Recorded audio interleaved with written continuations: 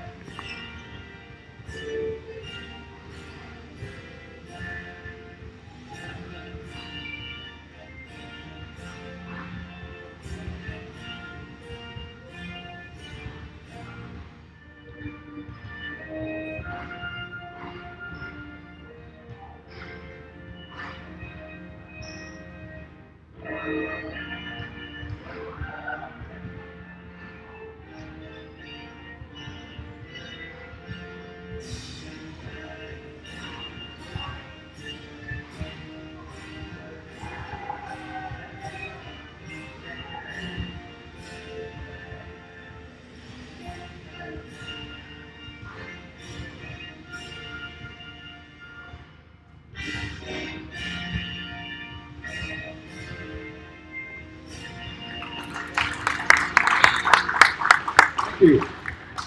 And now, announcing the starters for the visiting Ancilla College Chargers.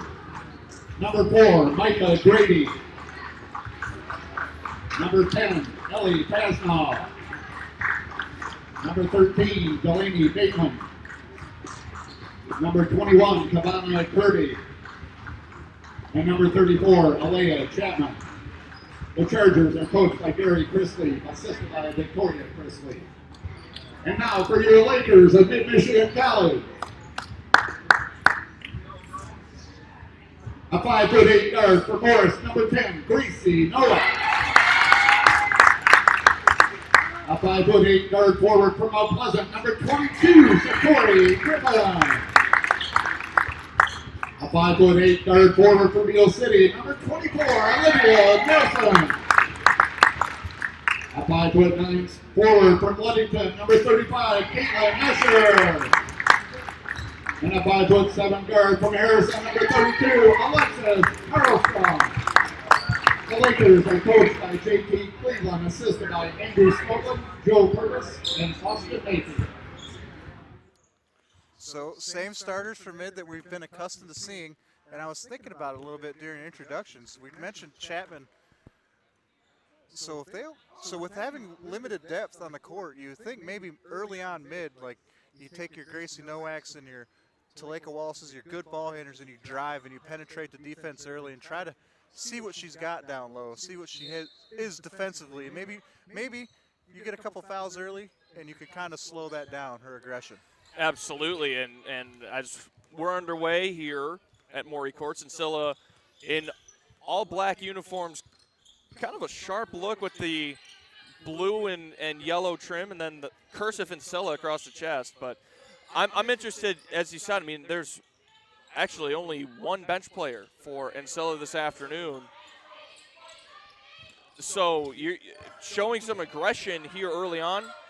That's how you're going to win this ball game. As a shot is up and good for Kavana Kirby. Yeah, I think it's going to be important offensively for mid to put pressure on this defense. I mean, like you said, there's only 6 girls, so there's only so many fouls they could give. Right, and if you're Coach Gary Chrisley, how do you manage that? How do you deal with having just 6 players? Nelson for 3, short. Rebound to Chapman. Good hustle there by Nowak. Almost picks up that steal underneath the basket. That's been one thing that the Lakers have been good at so far. It's just showing those quick hands. There it is, Gracie Nowak on the steal. Clean pickpocket there, right in front of the table here. Nowak puts the Lakers on the board, and now Mid-Michigan showing its full court press. Here's Chapman on a spin move in the lane. Oh my goodness. Nice move there by Alea Chapman. Here's Griffin on the wing for the Lakers.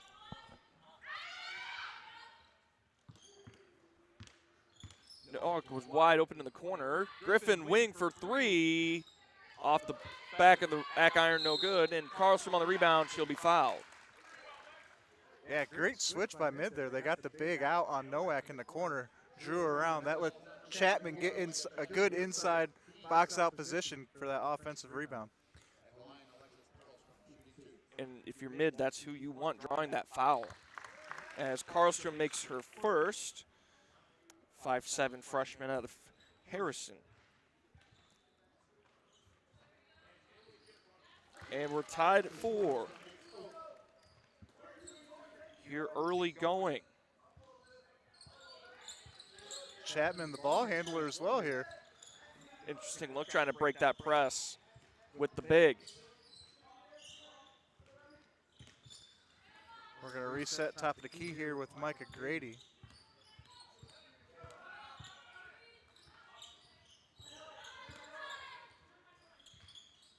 And there's Chapman's triple try off the side of the rim, rebounded by Nowak.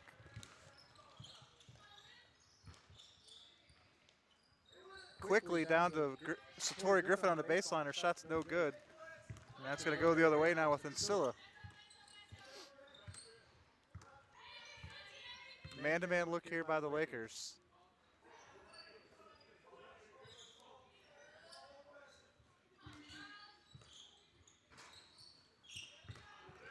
That rattles off. Offensive rebound by number 21, Kavana Kirby. Unsure what the call is there, but it'll be a turnover. It'll be Laker ball. Just a thrown away pass. Kirby just couldn't find. It looked. Nope. Kirby couldn't find Chapman and just threw it onto the baseline. Here's Nowak inside for the and one.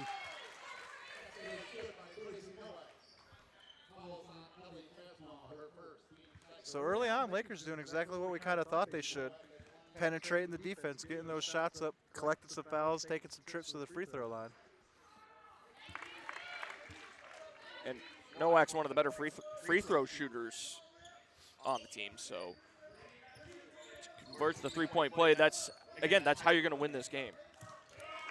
Yeah, nice hustle defense by Griffin to knock that pass away. It'll stay with Ancilla.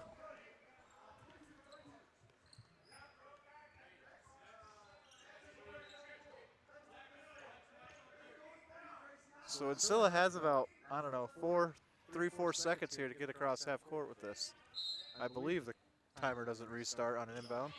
They chose to go long, and that's going to be intercepted by Karlstrom. Ooh. On a play like that, it would reset. The 10 seconds would Gotcha. reset. Baseline pass there. Looking to find Satori Griffin on the back door, unable to.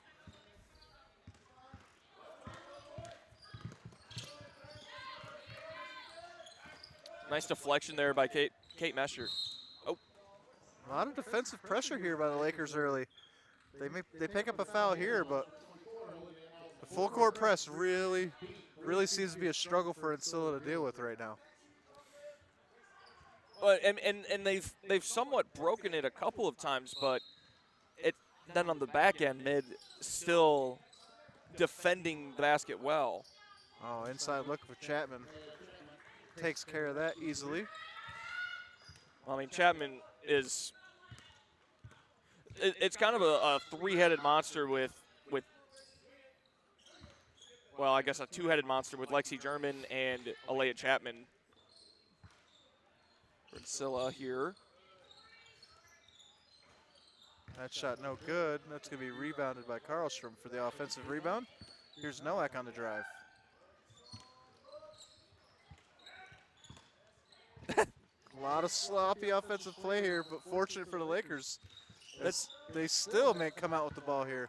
And this is going to be, that'll finally be the turnover that Ancilla had been working so hard to get on multiple different occasions that possession. So Karlstrom had caught two different deflections there, and then an offensive rebound and just a thrown away pass. But that's handy to get offensive awareness and cleaning up the offensive board. Another turnover. Steal.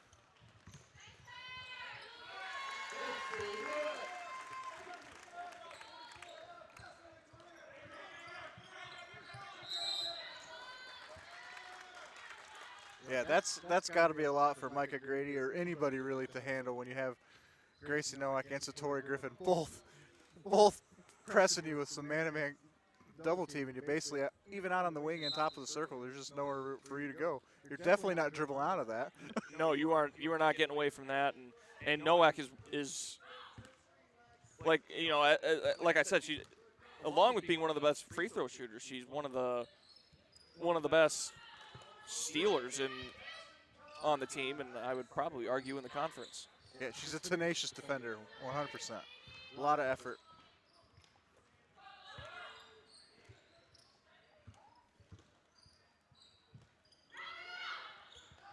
Here's Nowak from the corner for three. That's over everything, and that's going to go out of bounds. Looks like it might have been deflected because it's going to stay down here.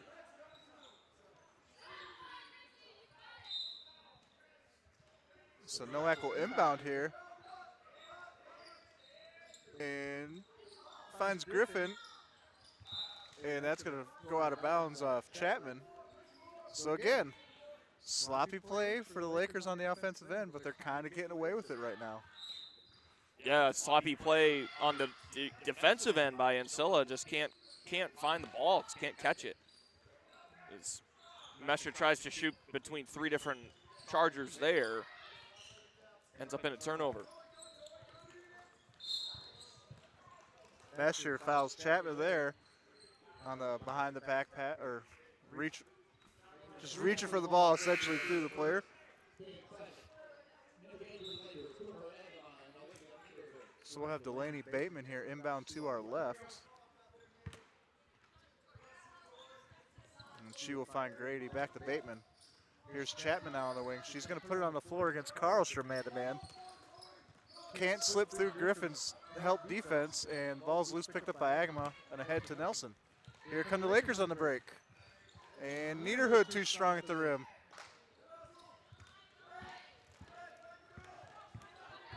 Back the other way, here's the Chargers. Chapman for three from the corner, off the front of the rim. Rebounded by Niederhood, pushed ahead to Agama. Further ahead to Griffin with the layup and another fast break layup unable to be finished. I think Griffin just took one too many steps there. I mean, on the break, just found herself at a weird angle as we're going to get a timeout. Looks like JT Cleveland calling a 30-second timeout. Yeah, so what are you seeing here early on? What's really standing out to you? Remember last game when we mentioned kind of a turbulent, kind of the weird, turbulent. There's really no pace to this game, and it seems like Mid is doing everything right defensively, but then on the offensive end, just can't get really any traction. Yeah, And it's kind of like listening to a CD in a Walkman or a Discman when you're running and you hit like a stair and it skips your CD. yes, exactly. I personally have never had that experience, but Oh, I might have dated myself with that thing. I think you might have. But yeah, it's Mid still finding success on the offensive end and finding success through this full court press, but it's just a little sloppy on the offensive end, yet is just crisp on the defensive end. Good move by Grady and better finish there by Thomas. Or sorry, Kavana Kirby with that finish. Wallace's shot no good. And pushed ahead to Bateman. But yeah, no, I had one of those Sony Discman, yellow plastic. Love that thing.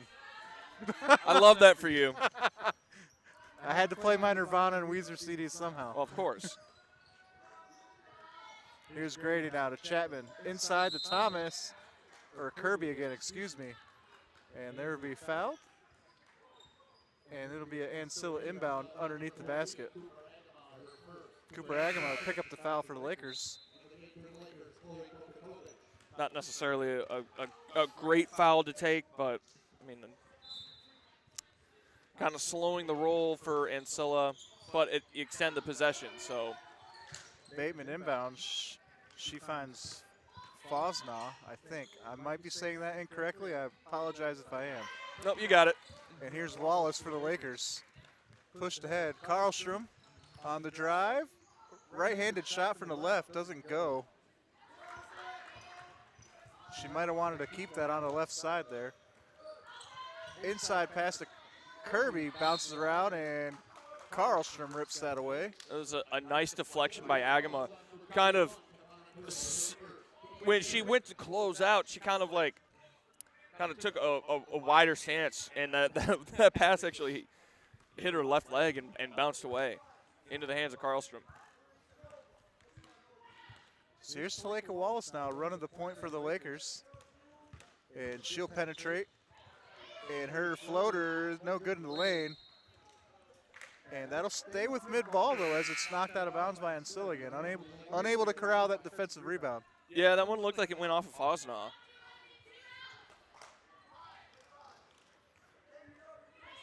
So Wallace will inbound underneath the basket as Nowak replaces Karlstrom. Niederhood, her mid-range is good.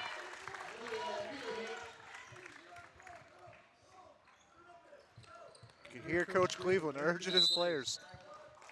And we're going to get a travel right here in front of us on Chapman. So Mid will inbound here, right about centered on the halfway stripe. And she'll go to Nowak in the backcourt, and the Lakers will start another possession here. Up early, 11-8, 2:20 to go here, first quarter. Here's Agama. Her deep two is good. Coach Cleveland telling him, don't retreat, press, press. Grady in some trouble here. There's the nice trap. And she ends up finding Chapman, pushes ahead, and here's that wide open layup that trap teams hate giving up.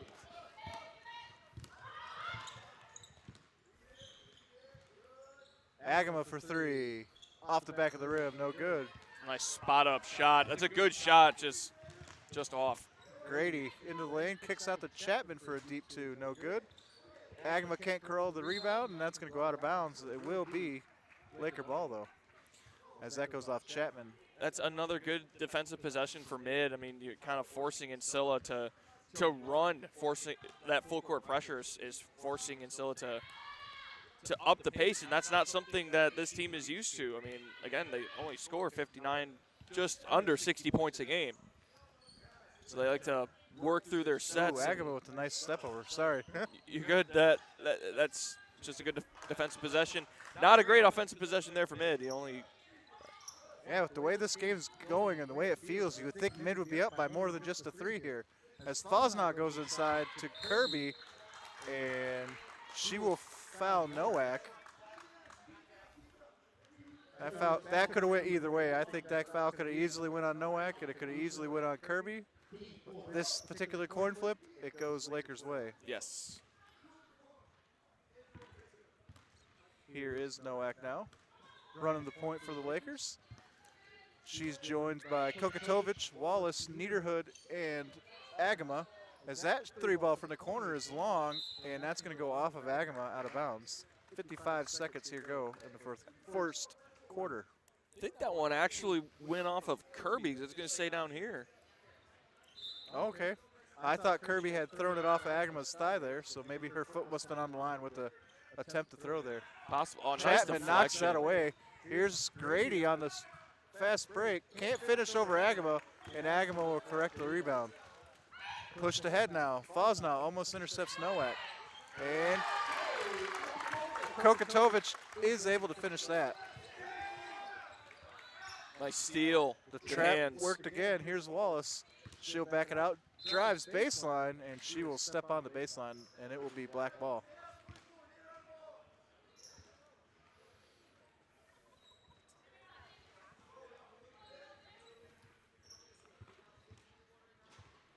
So Lakers showing full court man-to-man defense here. They're not giving Ancilla any room to breathe. We talked to Coach Cleveland after the last game about how he wants to start pressing a little more as we get closer to the tournament season. Nice finish there by Kavana Kirby. And that full court pressure, I mean, it's easy to break. Not easy to break, excuse me. It's when it's broken, it's easy to score. Agama long 3. Nowak with the offensive rebound, and she'll follow that up. At the buzzer, nice shot. That'll be your first quarter score. Lakers up 17-12. Stick around. We'll be right back for the second quarter. You're watching MAC TV Sports.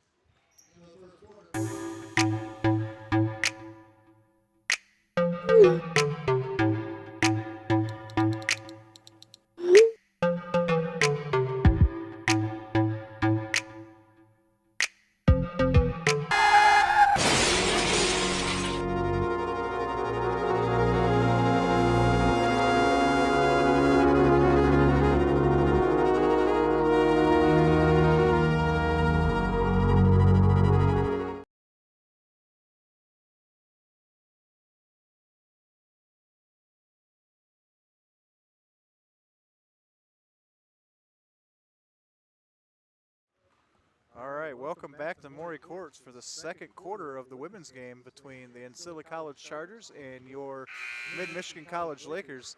I'm Nick Toner, alongside Austin Chastain. You're watching Laker basketball. Austin, 5-point lead after a pretty, like we mentioned, choppy first quarter. It was a choppy first quarter, and honestly, with the way that Mid's defense, we were talking about this in the break, the way that Mid's defense played, that full court pressure, this game should not be particularly close, but Ancilla is doing what it needs to do and forcing some mistakes and out of Mid, and that's how this game is close. 5-point game, start of the second quarter. Yeah, Ancilla playing very well defensively.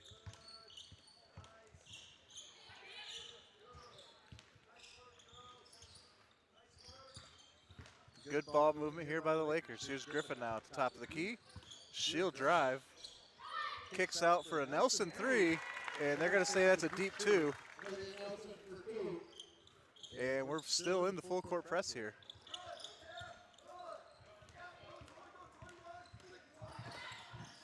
Ooh. So Tori Griffin knocks over Grady, no foul.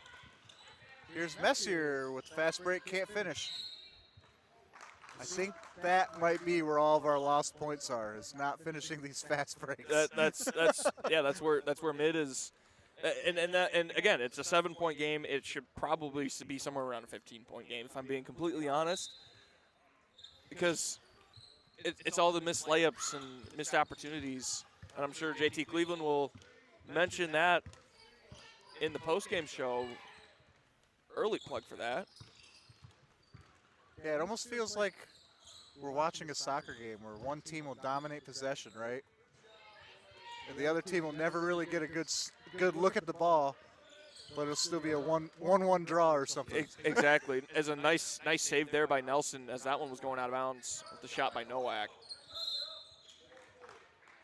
And Alexis Carlstrom will be fouled there. I think that's going to be the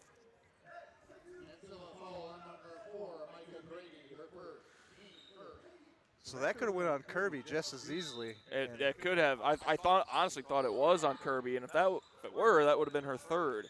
Yeah, that'd have been. Nice ball fake. Griffin, triple tries, good. Big shot there for the Lakers. Full court pressure shown here is Chapman for Ancilla. Finally got Griffin involved on the offensive end. That ball down to Kirby. Kirby working on Nelson inside the Fosnaugh, and she'll get the N1, courtesy of Alexis Carlstrom foul.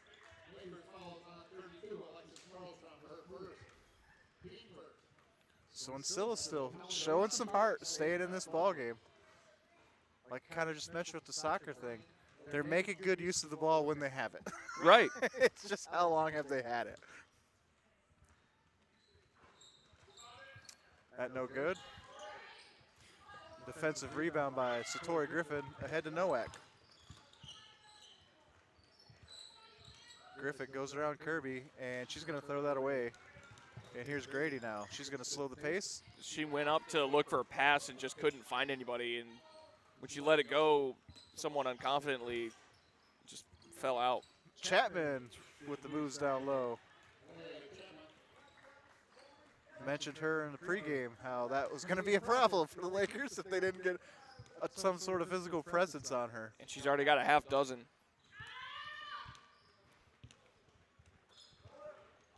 Griffin turns in the lane, faces up Fosnaugh, kicks out to Carlstrom, and that shot off the back off the back of the rim, and defensive rebound there by Kirby. I love that trap on the baseline with Mesher and Nelson. And that pass just a little too strong by Bateman over the top of Chapman, and that'll be a turnover. Yeah, the Laker pressing and trapping has been pretty on point so far today.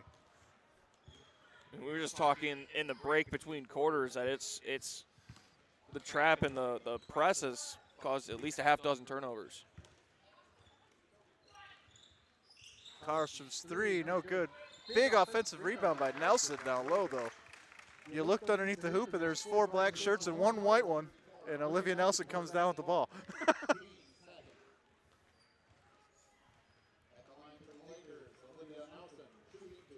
Such a tenacious player is Olivia Nelson. Just will keep on battling.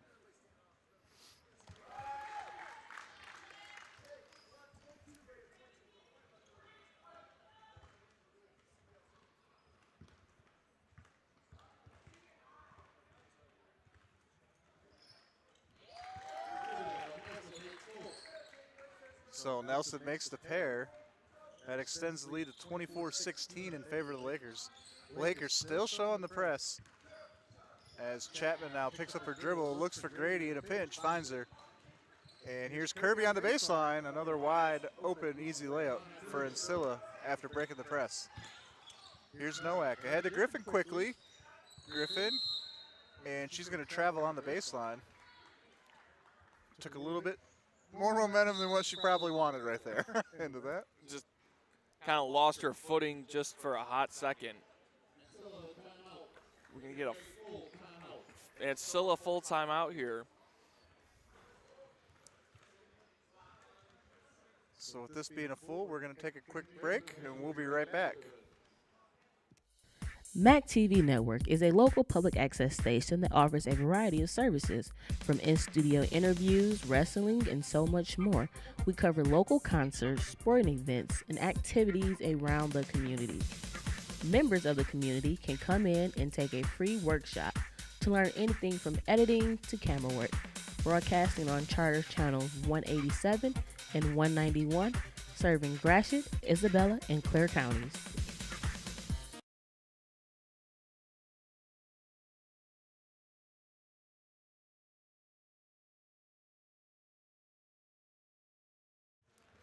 Welcome back to Maury Courts. I'm Nick Toner alongside Austin Chastain. You're watching Laker basketball on MAC TV Sports. What do you think Coach Cleveland's telling his team right now?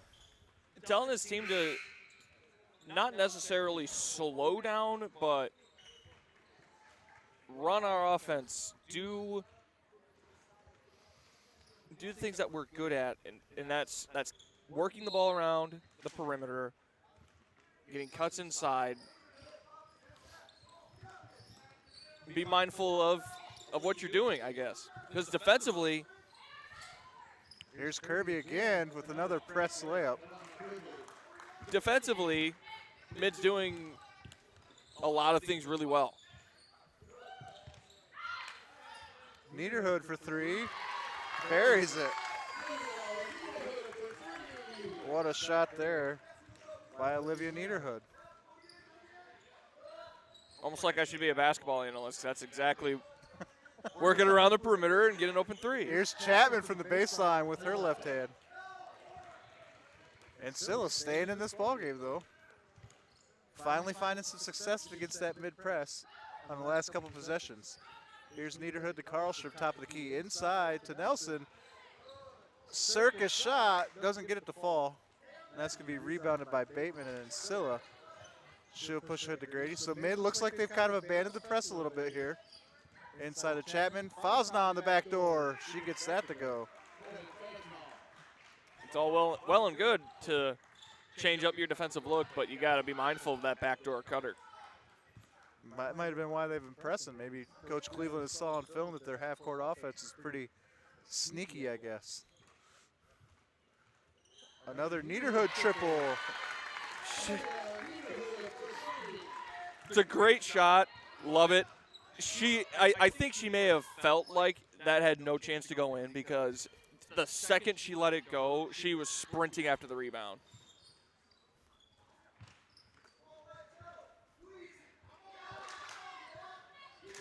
Coach Cleveland urging his players to work. Here's Kirby. Almost throws it away. And she does. will. So that will be an over and back, excuse me. And mid will inbound here, right in front of the table.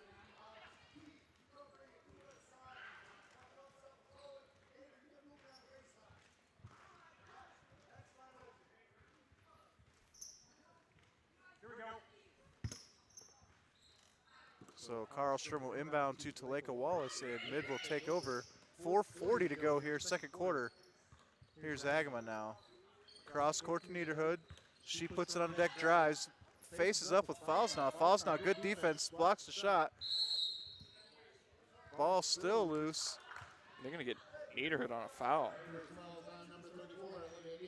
Yeah, I thought she could have picked up the foul when she ran into Fosna down in the paint. Instead, she's going to find the foul on Kirby as she falls onto Kirby's feet and then knocks Kirby over. Here's Chapman now. Fosna, Kirby. Here's that same press cut again. And there's Fosna, and that rolls out, and that's going to be rebounded by Kokatovic. So Ancilla kind of figuring out this press a little bit, where it's weak, where they can exploit it. Agama's triple. It's good.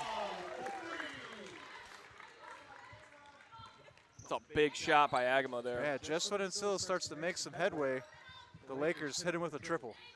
Here's Kirby on the baseline. Fosna. That shot's long. Rebounded by Bateman inside to Fosna, and that's going to go up and out of bounds. We'll see, there is a foul. So that'll be Karlstrom picking up a foul there on Fosna. So Noack will replace Karlstrom.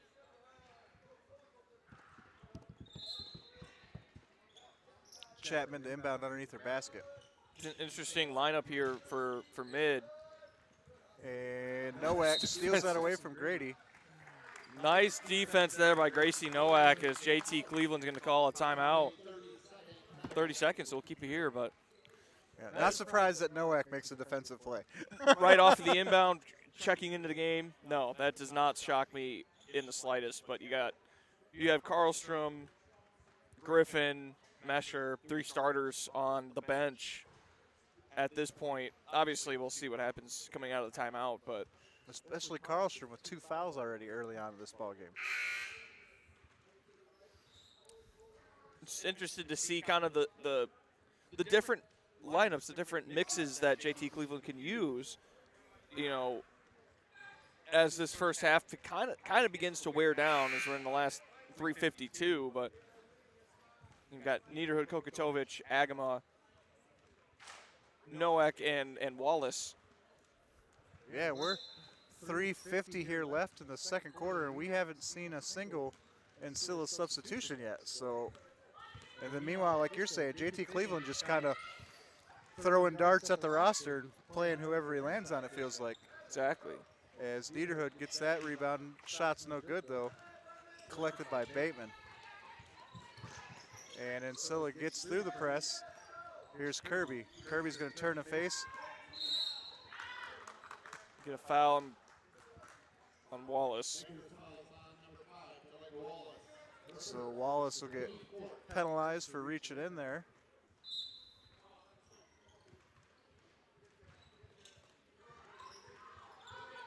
And Bateman's inbound will be intercepted by Nowak.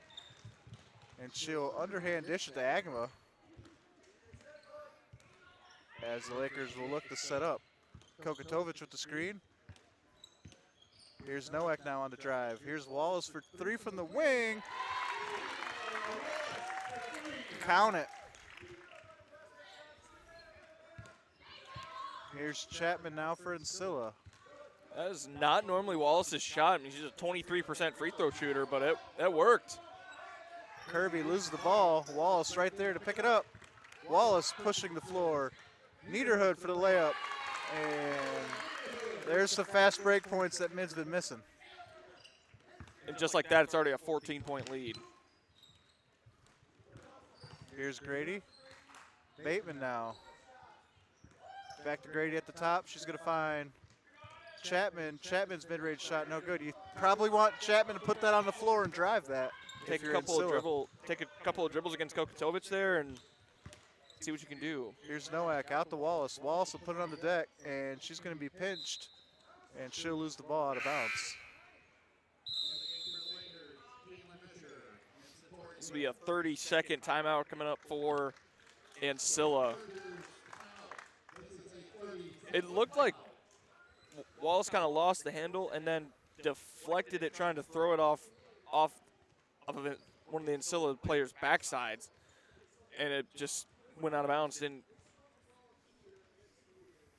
Yeah, a bit unlucky there for Wallace, but again, good help defense by Ancilla to trap that lane to cut her off and kind of forces the turnover. So, yeah, just makes all kinds of traffic underneath.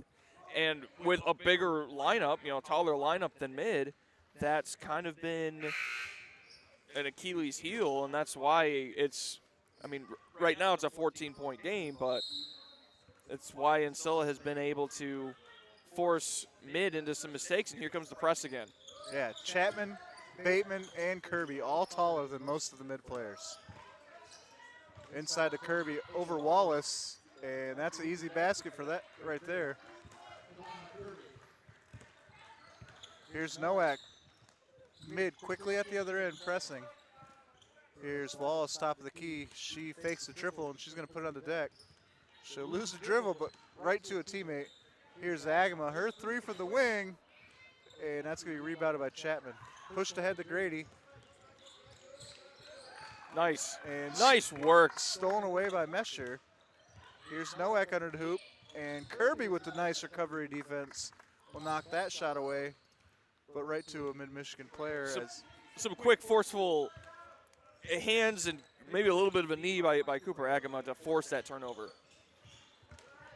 Long rebound collected by Grady momentarily, but she'll be fouled.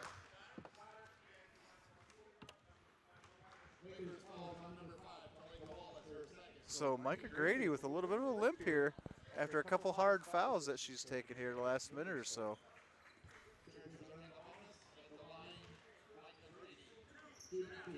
She will shoot. It said 2, but I believe it should be a 1-1 unless they don't do the 1-1 in the women's game. Nope, not in the quarters.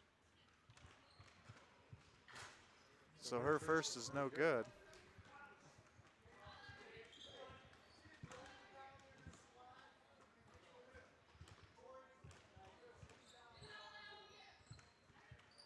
And the second is good. Here's Wallace. And that shot finds nothing for Wallace as Bateman collects easily. Here's Grady, covered by Nowak, into Chapman here. Mesher, help defense by Wallace, forces it away to Grady. Bateman now, into the corner to Foz now. Inside to Kirby, Kirby spins, moves, and can't get the shot to fall over Griffin. Although she will fight for the rebound, and they'll say jump ball. So that'll stay Ancilla's way. Kind of a gritty offensive possession here by the Chargers. Something we have seen just sporadically in this first half with 41 seconds left.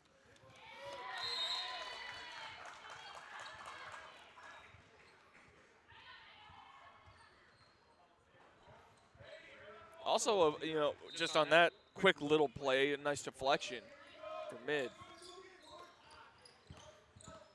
Here's Grady. Bateman will take a shot inside the arc. Misses to the right. Collected by Nowak. Pushed way ahead to Mesher. Almost overhead.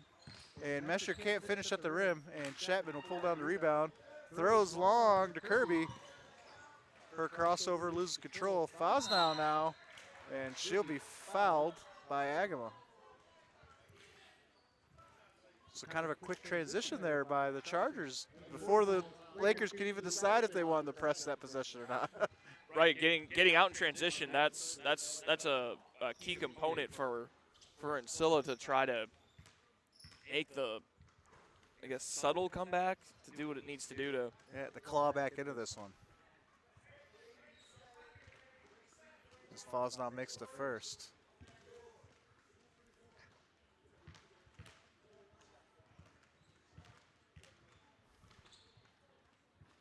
And the second is off the back of the rim, no good. Here comes Nowak now. Final 10 seconds. Mid's going to take the last shot. It'll be a Wallace triple, and that'll miss everything. So should be enough time here maybe for Ancilla to loft something up.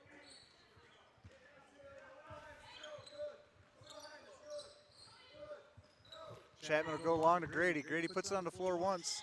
Can't find Kirby. And that'll be how the first half ends. Lakers up by a clean 10, so they extend their lead another 5 points this quarter. We'll be right back. You're watching Mid-Michigan College basketball on MAC TV Sports.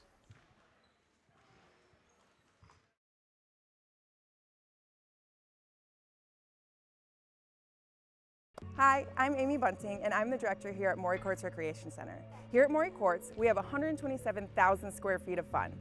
We have 4 high school-length basketball courts, we have 2 collegiate maple courts, and we have 2 collegiate-sized multi-purpose courts. So when you're at Maury Courts, you can come and you can play anything that you can think of: volleyball, basketball, racquetball, pickleball, all the things that you can possibly imagine that would be fun for you for recreation or even for fitness. At Maury Courts, when you have a membership here, you have a membership for a fitness center, and we've got McLaren Fitness over on 3 Leaves Drive that's also a part of our memberships. So it's like 2 in 1. Also, you have choices when it comes to purchasing your memberships. Depending on if you're a student or a senior citizen, you may get a discount, or if you're a member of some place that is a corporate partner of ours. Otherwise, you can also choose if you want just weight and fitness or if you want access to the whole shebang.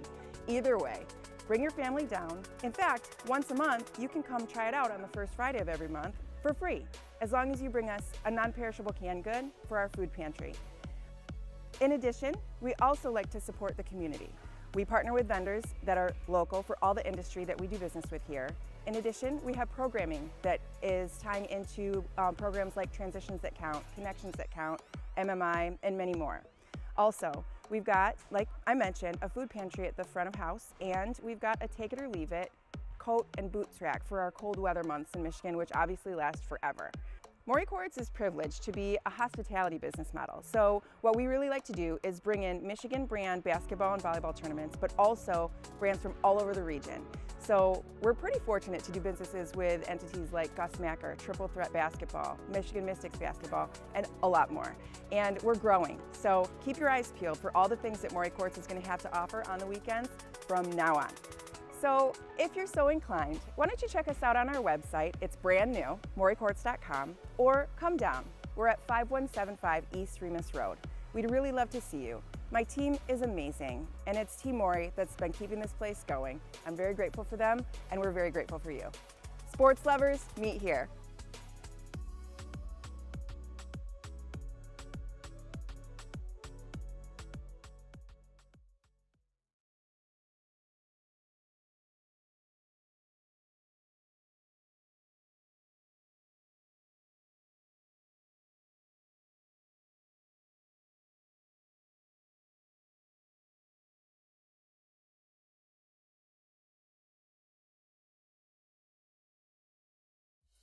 MAC TV Network is a local public access station that offers a variety of services, from in-studio interviews, wrestling, and so much more.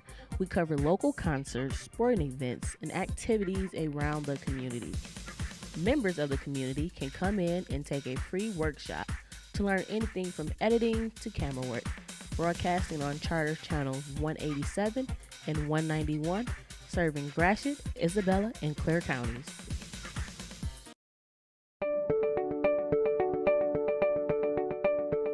I signed up for the Laker Distinction Scholarship because I knew I wanted to go to mid right away anyways. I knew that I wanted to get through college debt-free or as close to debt-free as possible. Because I had some classmates who were a couple years older than me that had won it, and they had a really positive experience at mid. And provided me the perfect path to get my associate's degree here at Mid-Michigan College and begin the rest of my college journey. Winning LDS was a really positive experience for me. I was able to work on campus, and I was also able to study abroad, which is something I never really thought I would be able to do. Really, the basis of my success today and my continual success is the Laker Distinction Scholarship and is Mid-Michigan College, because without this first step, I wouldn't be where I am today. It really helped for me to know that the first 2 years of tuition were going to be lifted off my shoulders. I got to meet a lot of great people who have become friends and advisors for me, and I know that as I move on that they will still be here to help me get through the college process. And I really do think that my time here at Mid has helped prepare me to take these next steps, not only financially by saving a lot of money, but the faculty here at Mid and the classwork I feel like has really prepared me for the next step and these harder classes that I know I will be taking. Receiving the LDS scholarship gave me the opportunity to successfully transfer 67 credits to Grand Valley State University, now putting me on the fast track to graduation, where I will be graduating a complete year early in the spring of 2020.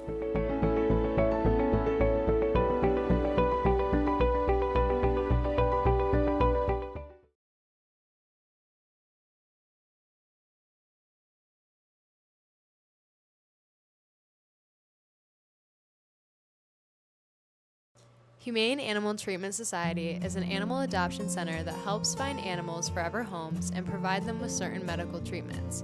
There are many ways you can help their cause. You can volunteer at HATS by running and reading with the animals, helping the staff with daily routines, and photographers can take pet pictures to boost their portfolio. There are still many animals looking for a forever home. See other ways you can make a difference at www.hatsweb.org.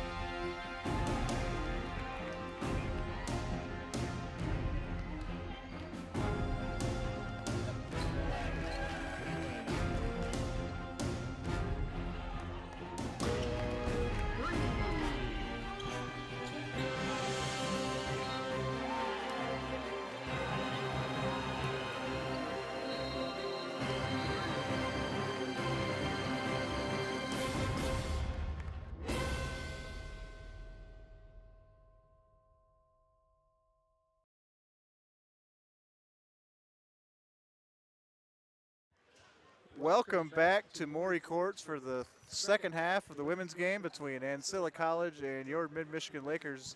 You're watching Laker basketball on MacTV Sports. I am Nick Toner alongside Austin Chastain as always. Austin, second half, more of the same, or are we going to get some improved play?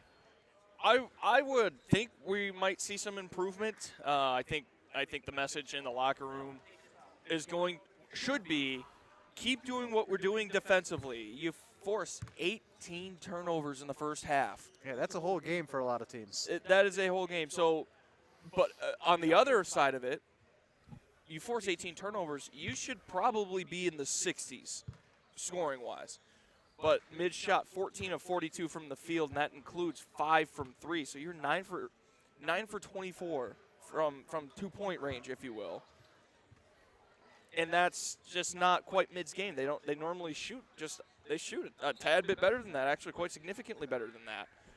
So if I'm Coach Cleveland, I'm telling my team to be a little bit more selective with your shots and keep working the offensive glass. I mean, Mid leads 17-16 in the rebounding margin, 9-2 on the offensive glass. And fun fact, Mid actually is out-rebounding itself 9-8 in terms of offensive to defensive rebounds. Okay. You don't see that every day, a team having more offensive boards than they do defensive boards. Interesting. Yeah, 18 turnovers. That really stands out to me. As Karlstrom will put up a 3. And that's how we'll start the second half with a Karlstrom three-pointer. And see what happened there? Mid got back to running its offense. So these are the first minutes here for Lexi German as she is on the court here for the Chargers. So we'll see how many minutes she is delegated by Coach Chris Lieb. Kavana Kirby's on the bench for Jermaine. Here's Bateman's short shot for the baseline, doesn't go. Fosnow with a gritty rebound. She's going to find Grady, and they'll retry. Inside to Chapman. Inside to Bateman. And nice backdoor cut. Yeah, great feed by Chapman.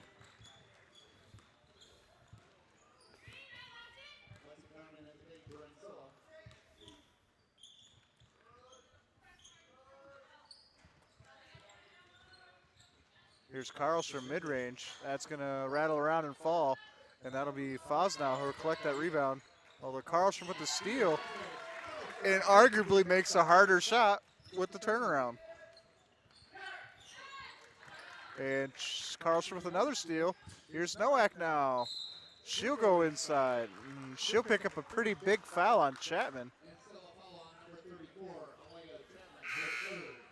So that's 3 on the big for Ancilla. And Kirby will check in for Fosnow now.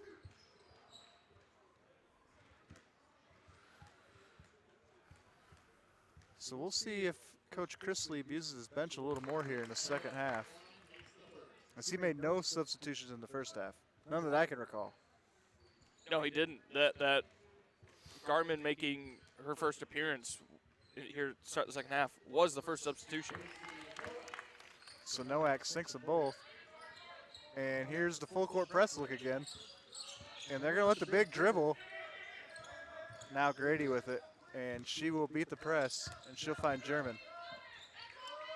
Inside to Chapman. Chapman, strong shot, can't get it. Rebound. Pulled down by Messier. Here's Karlstrom now. And Ancilla with a little bit of a press there. I think that was just transition man-to-man. Here's Griffin for 3, though. No good. Offensive rebound by Messier. And she'll finish that at the hoop. Here's Ancilla again. Full court press. Knocked away by Griffin. Man, as soon as they get a hand on the ball and knock it away, it's like white shirts like sharks. Exactly. That shot no good. Rebounded by Karlstrom. She'll go to Nowak, and Nowak, tough shot, can't get it to go. That'll be rebounded by Bateman.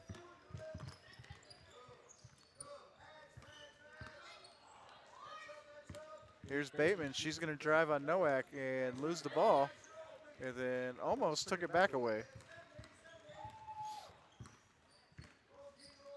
Nowak, no look pass to Satori Griffin on the baseline.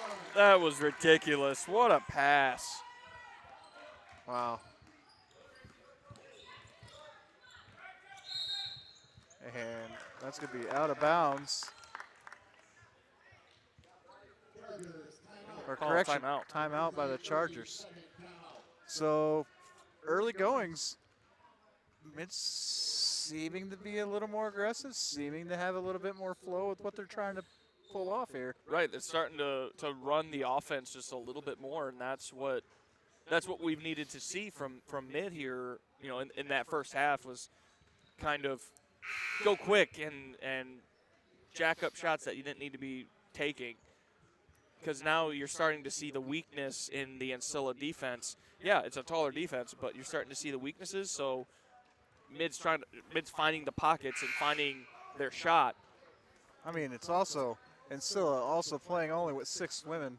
So, I mean, that definitely plays into it. The energy that they had in the first quarter and the second quarter, they certainly don't have right now in the third quarter, right? It's just attrition is just a beast like that. it is. And with mid carrying 10 and playing 10 pretty regularly. Yeah, we've seen the whole mid roster. Chapman inside to Kirby, and she'll lose that to Nowak. Nice deflection by Nelson there to ahead to Mesher, and she'll finish. So these fast breaks, though, getting converted by mid, that was to me the big key that we were missing in the first half. Is they're playing great defense and just unable to finish the breakaways. So far this half. Nice block by Mesher. Yeah, great defense.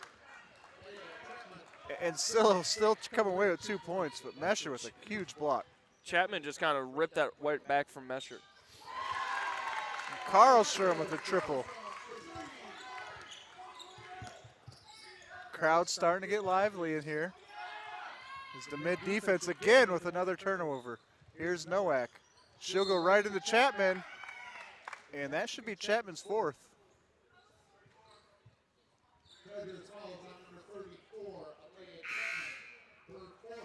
And she will take a seat as Fosnow will come in now. So some of the size now off the floor for Ancilla, as Nowak will shoot a pair from the line. And she's good with the first. So kind of I guess, interesting tidbit here as Nowak gets ready to shoot the second one. Every Laker that's played has scored. Jade Kaufman's out. Nowak makes the second. She's got 13, but so Kaufman is out. I overheard her say she's out till Monday with recovering from an injury. So, but all 9 active players for today's game have scored. Yeah, it's been an impressive rotation here by the Lakers. But we're used to kind of seeing that from Coach Cleveland, everybody getting minutes. As Kirby will get that shot to fall.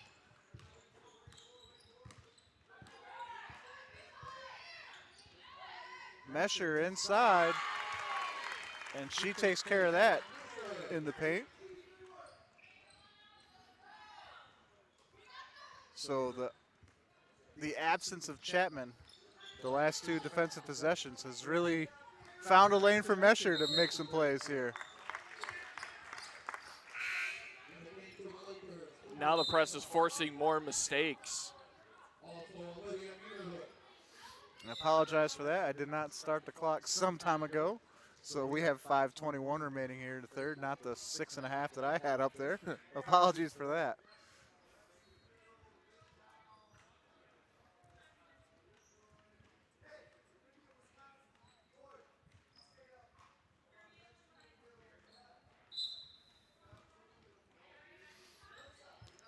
Here's Cooper Agma now running the point for the Lakers.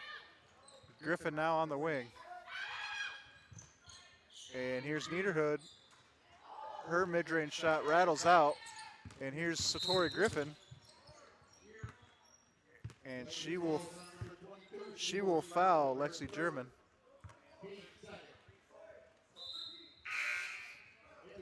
kind of an interesting look offensively in that last play there. Kind of had Nelson,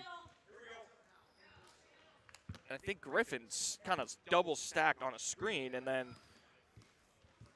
Nelson rolled away and got a shot up. Yeah. No, it was Niederhood, excuse me. It was Nelson and Niederhood. Niederhood rolled away and got the shot up. As Karlstrom will knock that away out of bounds out of Kirby's hands. Yeah, to further your point, that was a great offensive execution. They had literally everything except for the last, I don't know, inch of the basketball to make its way down the hoop. It was halfway down and it just rattled out. Nice steal. Agama with the easy bucket. Just moved so quickly. It's impressive. And that's too tall for fouls now.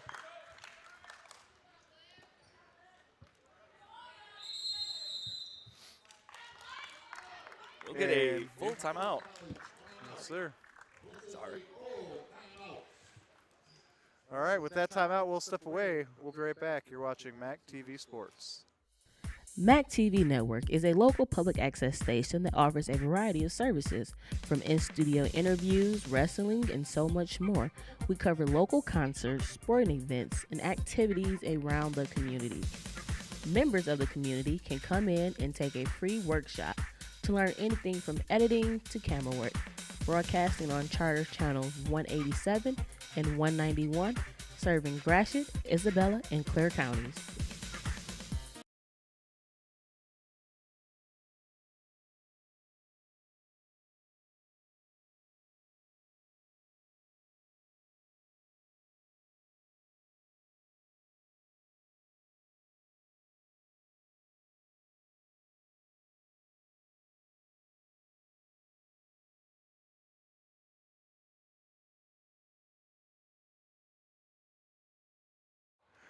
Welcome back to Maury Courts. Middle of the third quarter here, 4:40 to go. Mid-Michigan up big right now, 60-34 over the Ancilla Chargers. And you had a great point earlier in the quarter, kind of that battle of attrition. I mean, you only have 6 players, and one of your best players for Ancilla is out with 4 fouls. On the bench with 4 fouls, I should say. Yeah, I'm curious on when Coach Chrisley is going to put her back into the ball game, and when she gets back into the ball game, where she's going to be at aggression-wise. Is she going to be the same player that we've seen through the first half, or is she going to be a little more conservative? Maybe even like a decoy player, right? Not really involved so much, just kind of there for mid to think about. One would think so, but any basketball player will tell you that they're not going to go out there and be a decoy, even with 4 fouls. They're going to go out there and play their game like normal. If it means they foul out, means they foul out, but they're not going to hold back. Here's German with the runner in the lane. That's good.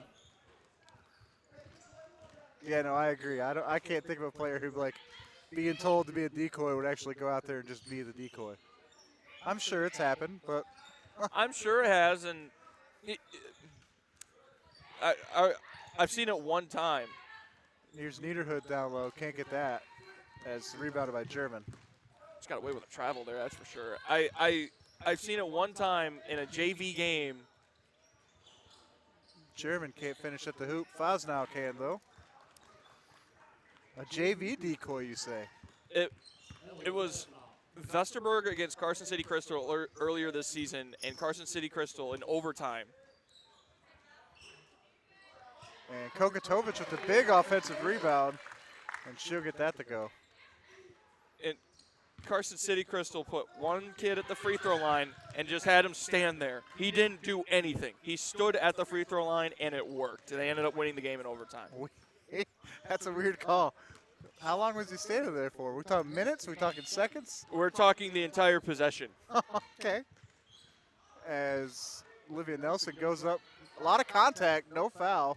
So that will go Ancilla's way with the ball. German pushes ahead to Grady. Grady with the mid-range shot off the front of the rim, rebounded by Agama.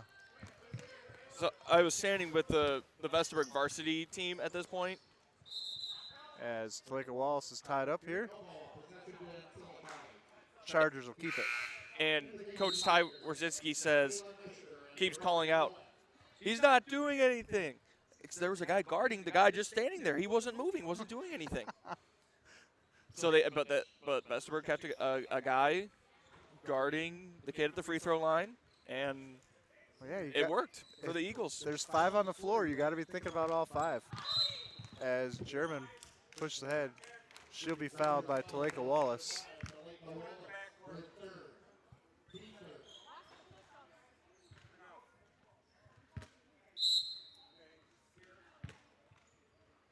She's got teed up.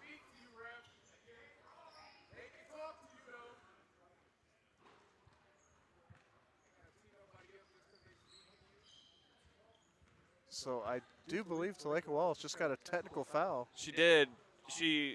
And so on that foul, after that foul call, she said to the ref, "Watch the push-off, ref." And then the ref said, "I know." And Taleka Wallace must have said. I didn't remember her replying to that after that. I think she said, "I'm just saying, watch it. Like, watch out for it." As Garmin makes the first of the techs, and she'll make them both. So, technical foul. Garmin makes them both. 22-point game, and the Chargers will get the ball back. Yeah, strange turn of events there. It didn't seem like she was yelling at the officials or anything like that. It was merely a conversation.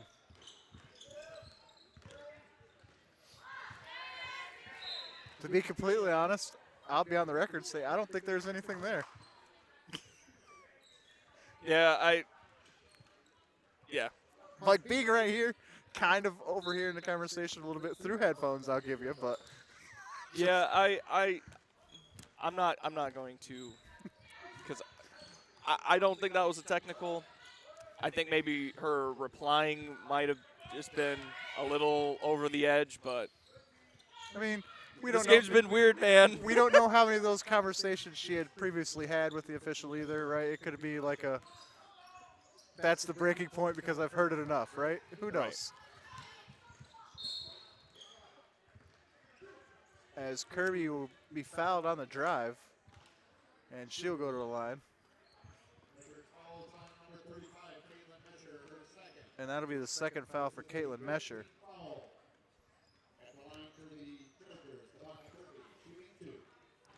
I've always wanted full disclosure, I work as a reporter for the Greenville Daily News, and in my time as a reporter, I've always wanted to write a column about what it's like to be a referee, or write a story like through the eyes of a referee.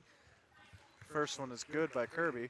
I've always been interested in calling a technical like that, what draws a technical. See, that one feels like there's got to be more that happened cumulatively that led to that for me. Right, because as you said, as a one-time incident, I didn't feel like. Agamo with the big 3. Here's Bateman now. And German's 3 is off the front of the rim, no good. Rebound bounces out of Mesher's hands and falls to Nowak. So she will get credit for that board. Lakers have 4 in double figures already this afternoon. Agamo with the spin, kicks out Nowak now, and they're going to get burned on a illegal screen.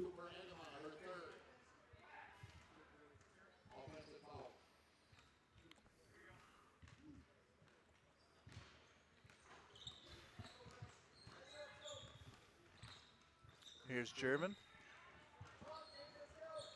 Kirby now to the top to Grady. Fosnell on the wing. She's going to drive baseline. Picks up her dribble, trapped by Mesher, and Karlstrom will pick up the loose pass. Here's Karlstrom ahead to Agama. Agama with the left-handed finish. Smooth basketball there by the Lakers. 67-41 your score here. Just over 40 seconds to go here in the third quarter. Here's Fosnell at the top of the key. Bateman now on the wing. Inside to Kirby. Kirby turns, dribbles, still turns. Might have got away with a little bit of a travel. finds Grady. Grady for three now. Off the back of the rim, no good. Rebounded by Agama. Here's Cooper Agama. She's going to slow the pace down, let everyone pass. And she's going to set the offense here. Karlstrom now. Kokatovic with the screen. Karlstrom mid-range and gets it.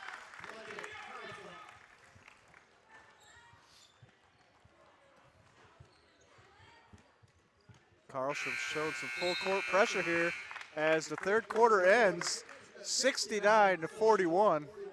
We'll be right back for the fourth quarter. You're watching Laker basketball on MAC TV Sports.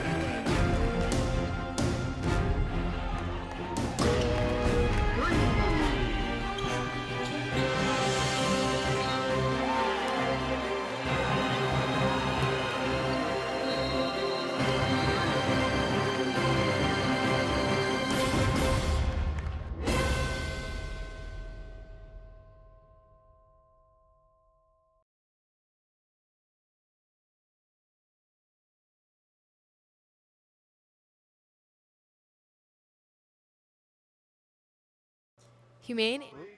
Welcome back to Maury Courts here as the Lady Lakers take a lead into the fourth quarter against the Ancilla Chargers. Lakers will start with the ball here. Inbounding right in front of the desk, Karlstrom will find Nowak, and we are back underway. That third quarter was much better on both ends of the floor, especially the offensive. Yeah, offensive efficiency for the Lakers way up third quarter. Here's Griffin, her three off the front, rebounded by Kirby. Chapman back on the floor for the Chargers. Lakers outscored Ancilla 31-13 in that third quarter. Delaney Bateman, the lone sub on the bench now for the Chargers.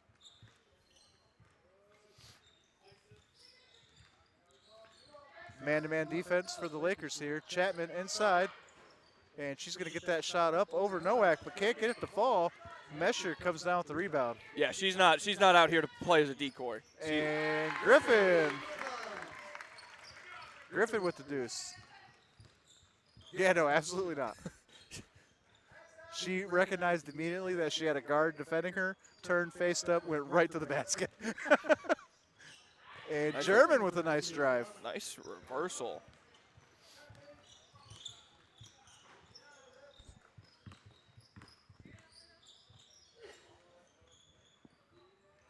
Here's Karlstrom on the wing. Her three wide open. And if you're going to give her that shot, she's going to take that shot in pressure of the catch and shoot. You give her 3 seconds to warm it up, you're going to nail it. You give her that shot, you might as well just be taken off to the other end of the floor. She'll make it every time. That is her sweet spot. Here's German. She's going to drive baseline. Kicks out on the baseline pass. The foul's now, and that'll go out of bounds. I believe deflected off of Nowak, so it should stay with the Chargers here. It was, but I will every broadcast I will compliment Gracie Nowak for her quickness and the quick hands just to cause deflections and cause problems. Oh yeah, she's got a high defensive awareness. Here's Kirby's shot down low, can't get that to go. Rebound rattles around three Lakers before Mesher claims it. Here's Karlstrom. Screen by Mesher. Karlstrom inside, mid-range, good. 76-43 now your advantage. This is the advantage we kind of thought we would have saw early on in the game. And Chapman with the long two.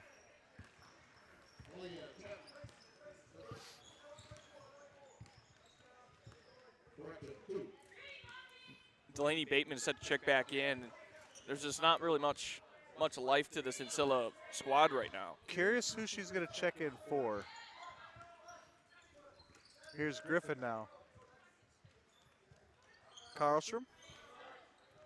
She's going to go over the top of the defense to Nelson, back around to Griffin. Griffin now drives through 2, and she will be fouled. I believe you can give that to Kirby or Fosnall. We'll be curious to see how you get Fosnall coming up, comes up a little lane as Fosnall does collect the foul. She's in a lot of pain. She's going to take the sub no matter who it was for, it looks like. She just immediately heard the buzzer and started running off, so I don't know if that was meant for her or not, but she took it. Yeah, she tried to run off the court. She's in a lot of pain. So I'm curious as Griffin makes the first. Yeah, we wish her the best. Oh, absolutely. I'm just curious because it looks like it might be a shoulder, maybe a rib. If she's unable to continue as Griffin makes them both, if she's unable to continue and Chapman fouls out, does Ancilla only play with 4? You know, I've never came across that before. I don't know how to answer that, Austin. I think Ancilla would just end up, because I think we've seen it before. Here's German, finds Bateman. Grady now, she's going to drive inside over Griffin. Can't get the runner to go, collected by Nelson. Oh, my clock is well off again. And it looks like it looks like Fosnall might be okay. Mesher, rebound, finds Griffin. Good play down low by the Lakers. So it looks like Fosnall was kind of smiling and laughing on the bench. So she might be okay. Looks like she might be able to continue here shortly. Bateman, Chapman turns, shoots. Can't get it to go. Rebounded by Satori Griffin. So you notice there, Chapman's kind of put her hands up. I'm not going to go for this rebound. I'm not going to foul. Yep. Griffin on the baseline. Nice backdoor cut by Satori Griffin. But I think we saw it on the Division I men's side in the NCAA. I think it was maybe Alabama could only have 3 players out on the floor. There's some weird instance where some players got ejected, a bunch of players fouled out. So Nowak with the rebound ahead to Nelson, and Nelson will take the easy shot. Nice find by Gracie Nowak that time. I don't recall that, but it was a couple of years ago. I don't remember all the specifics, but I distinctly remember there were only 3 players out on the floor. a bit of a power play then, if you will. Here's Chapman working down low. Over 2, gets a shot away, can't get it to fall. And Nowak, unsurprisingly, with the hustle defensive play to keep the ball in play. It's just uncanny. Just unbelievable. Griffin, catch and shoot triple from the wing, no good. Rebounded by Bateman. It's a good shot, and I know Satori Griffin's struggling today, but that is a great shot for her to take. Chapman down low to Kirby. Blocked by Mesher. That's 2 by my count for Mesher today. Nelson hustle play to get that. And Karlstrom will collect, and the Lakers will start possession. Long pass ahead to Nowak. Here's Griffin now on the drive. She goes strong to the hoop, and she'll get that. As Chapman really in a good position there to maybe challenge, but with 4 fouls, she just kind of stands there like a pillar, and Griffin blows right by.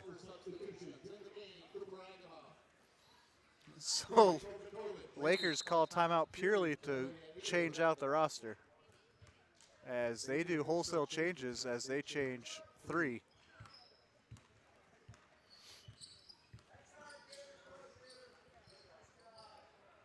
Here's German now for the Chargers. Cross court to Bateman. Bateman's shot is good. Oh, nice shot.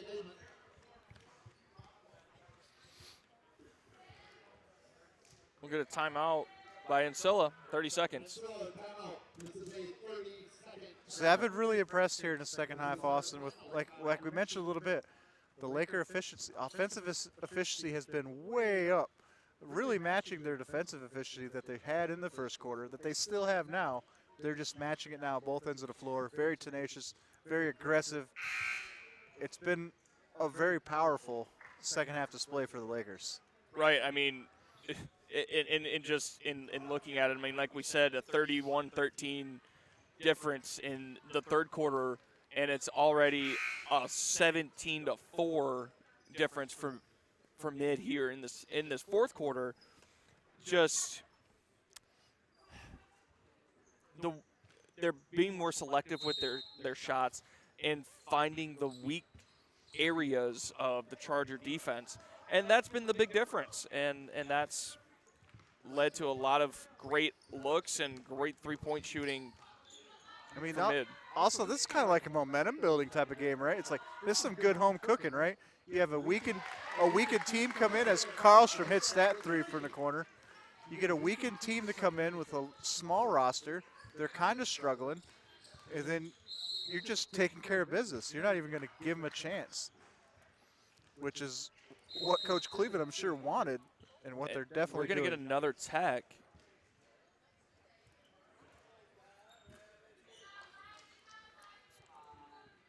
I think they're going to call Satori Griffin on for a tech. I'm curious on who threw the tee. Was it the same official? Was not.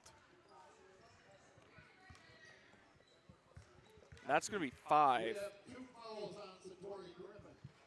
Wow, she picks up 2.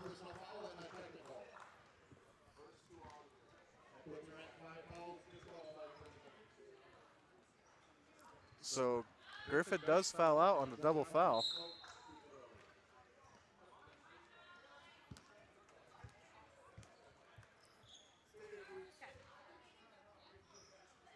So unsure what happened, but be a full timeout. We'll try to figure something out. yeah, I mean, we don't exactly run over there to get info from Coach Cleveland, but we'll do our best to come up with something when we come back. You're watching Laker basketball on MAC TV Sports. MAC TV Network is a local public access station that offers a variety of services, from in-studio interviews, wrestling, and so much more. We cover local concerts, sporting events, and activities around the community. Members of the community can come in and take a free workshop to learn anything from editing to camera work. Broadcasting on Charter Channels 187 and 191, serving Gratiot, Isabella, and Clare counties.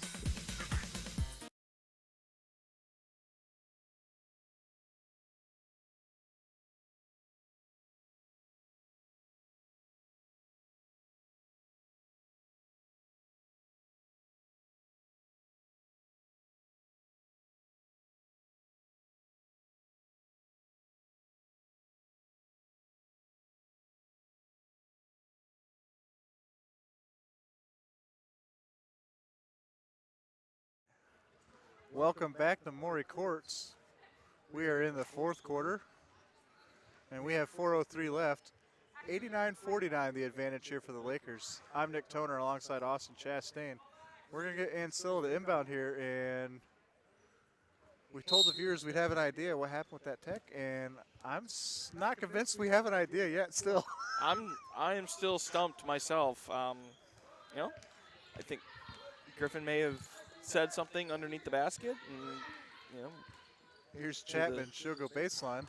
To the, I guess, displeasure of the official, so he teed her up. So yeah, she'll collect 2 fouls on that, and she's out of the ballgame now for the rest of the way. Here's Griffin, or not Griffin, Karlstrom for 3, no good. Rebound by Bateman. Still a good day for Satori Griffin, 15 points, most of them in the second half, especially in the fourth quarter. And Chapman will get the baseline shot to go. Ancilla's showing a little bit of signs of life here, but it might be a little too late, I think, here. As Niederhood will fire our triple, and that'll be no good. I mean, I've seen some crazy stuff in college basketball. Errant pass here by Chapman is going to be picked off by Niederhood. I don't know if I've seen a 40-point comeback in 4 minutes. Here's Karlstrom's triple. She'll get that to go. 92 points here for the Lakers, 51 for the Chargers. As Chapman's slow to get up the court. We'll keep an eye on that. Here's German. She'll find Chapman. On the floor for the Lakers, Karlstrom, Agama, Nelson, Niederhood, and Kokatovic. So another lineup, like you mentioned in the third quarter, that we really haven't seen a lot of. But it seems to be working. Nowak will check in for Karlstrom. Have to think Karlstrom's day might be over with that substitution.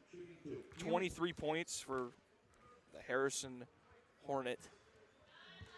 You would think her day would be over. No need to risk an injury in a 40-point game.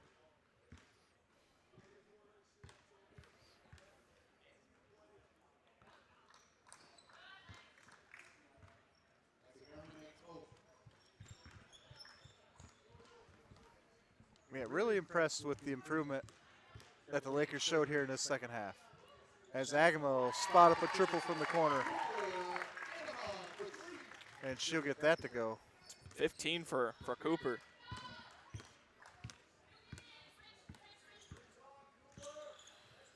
Inside the Chapman on Kokatovic. She's going to kick it out to Bateman for a deep two. That's going to go off the side of the rim, and that's going to fall to Gracie Nowak as she turns, pushes ahead to Niederhood on the spin.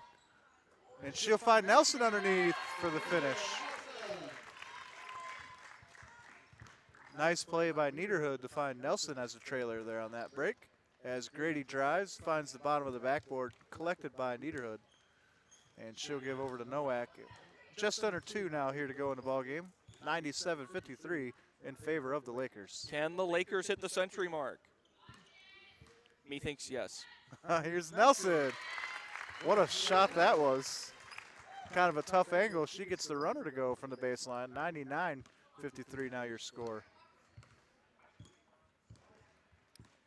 Carlstrom getting set to check back in, so her day is not over. And German's going to be stopped by Kokatovic in her tracks. Nice play by Kokatovic, knocked the ball away. Here's Niederhood on the drive in the Euro step and can't get the finish. And Chapman will throw back in, and it'll go to Kokatovic, and her try no good. Rebounded by Grady as she fights through 2 Lakers to get free. She'll push it ahead to German.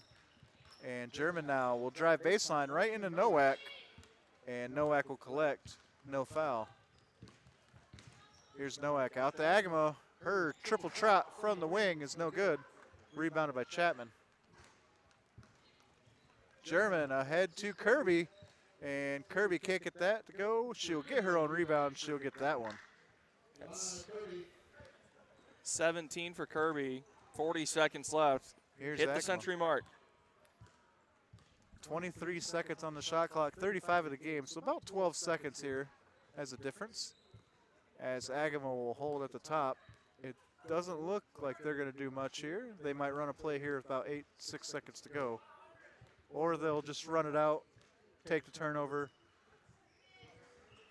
Yeah, they're going to take the turnover. So they will take the turn. So shot clock violation here. 13.6 to go in the game. I wonder if Ancilla will just do the same, just run out the last 8 seconds. Here's German. She looks like she is going to run a play as she runs into the lane. Her shot no good. The putback no good.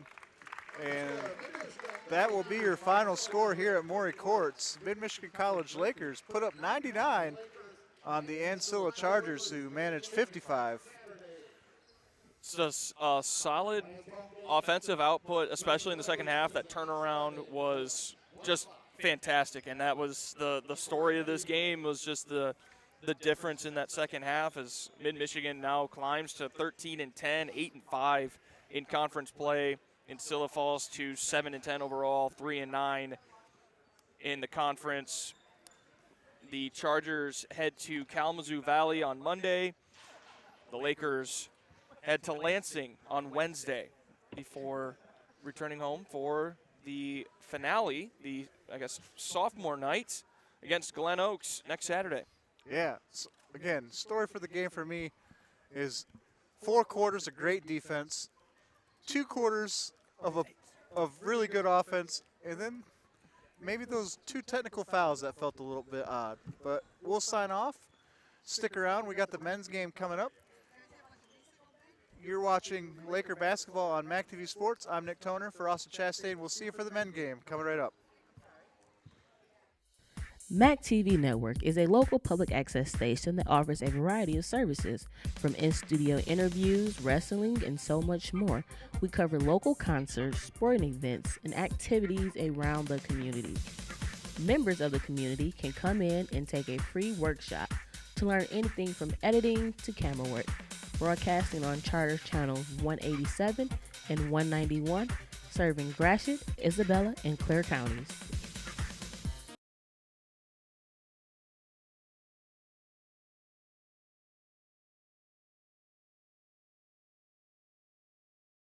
Hi, I'm Amy Bunting, and I'm the director here at Maury Courts Recreation Center. Here at Maury Courts, we have 127,000 square feet of fun. We have 4 high school-length basketball courts, we have 2 collegiate maple courts, and we have 2 collegiate-sized multi-purpose courts. So when you're at Maury Courts, you can come and you can play anything that you can think of: volleyball, basketball, racquetball, pickleball, all the things that you can possibly imagine that would be fun for you for recreation or even for fitness. At Maury Courts, when you have a membership here, you have a membership for a fitness center, and we've got McLaren Fitness over on 3 Leaves Drive that's also a part of our memberships. So it's like 2 in 1.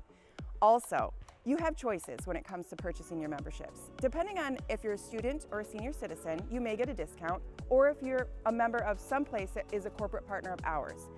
Otherwise, you can also choose if you want just weight and fitness or if you want access to the whole shebang. Either way, bring your family down. In fact, once a month, you can come try it out on the first Friday of every month for free, as long as you bring us a non-perishable canned good for our food pantry. In addition, we also like to support the community. We partner with vendors that are local for all the industry that we do business with here. In addition, we have programming that is tying into programs like Transitions That Count, Connections That Count, MMI, and many more. Also, we've got, like I mentioned, a food pantry at the front of house, and we've got a take it or leave it coat and boots rack for our cold weather months in Michigan, which obviously last forever. Maury Courts is privileged to be a hospitality business model. So what we really like to do is bring in Michigan brand basketball and volleyball tournaments, but also brands from all over the region. So we're pretty fortunate to do businesses with entities like Gus Macker, Triple Threat Basketball, Michigan Mystics Basketball, and a lot more. And we're growing. So keep your eyes peeled for all the things that Maury Courts is going to have to offer on the weekends from now on. So if you're so inclined, why don't you check us out on our website? It's brand new, maurycourts.com, or come down. We're at 5175 East Remus Road. We'd really love to see you. My team is amazing, and it's Team Maury that's been keeping this place going. I'm very grateful for them, and we're very grateful for you. Sports lovers, meet here.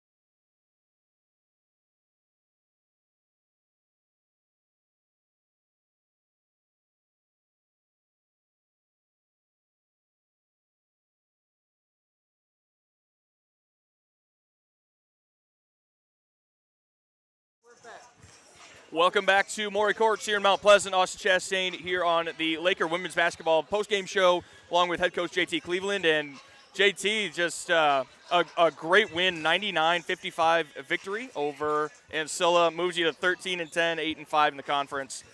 Just what were your thoughts on today's game? Well, I thought we did some good things in the first half. We didn't finish plays. We weren't making the shots inside or the threes we usually do. But I thought we were getting the tempo we wanted, up and down, because that's when we're at our best. We play a deep bench. Jade's out, unfortunately, but we're playing 9. They're all playing a lot of minutes. So I knew we were doing things the right way. We just weren't quite capitalizing like we could.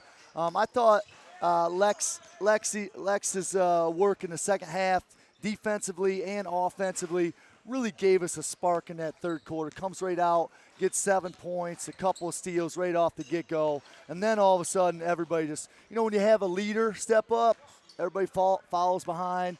And I thought Gracie's decisions the entire night of finding the open girl made it a lot easier. And then we started to, not turn it over. We finished some of the shots, and then all of a sudden everything started to snowball.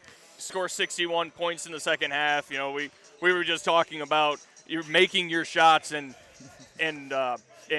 as you said, not turning the ball over as much. Does that kind of help your confidence and the team's overall confidence? Well, we are the highest scoring team in the league, so I don't know if you know that, Austin, but I'm proud of that with this team. And it's not like 1 or 2 girls that shoot it well and can score, because you don't score 99 points by just 1 or 2 girls doing something.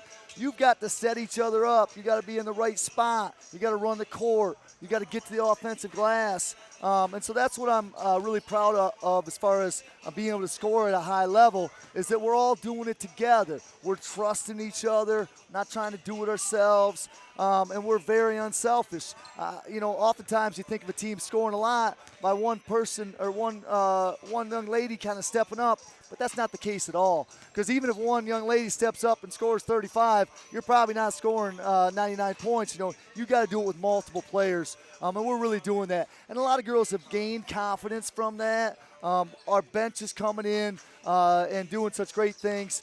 Cooper Agama is really coming in and giving us a lift on defense and offense.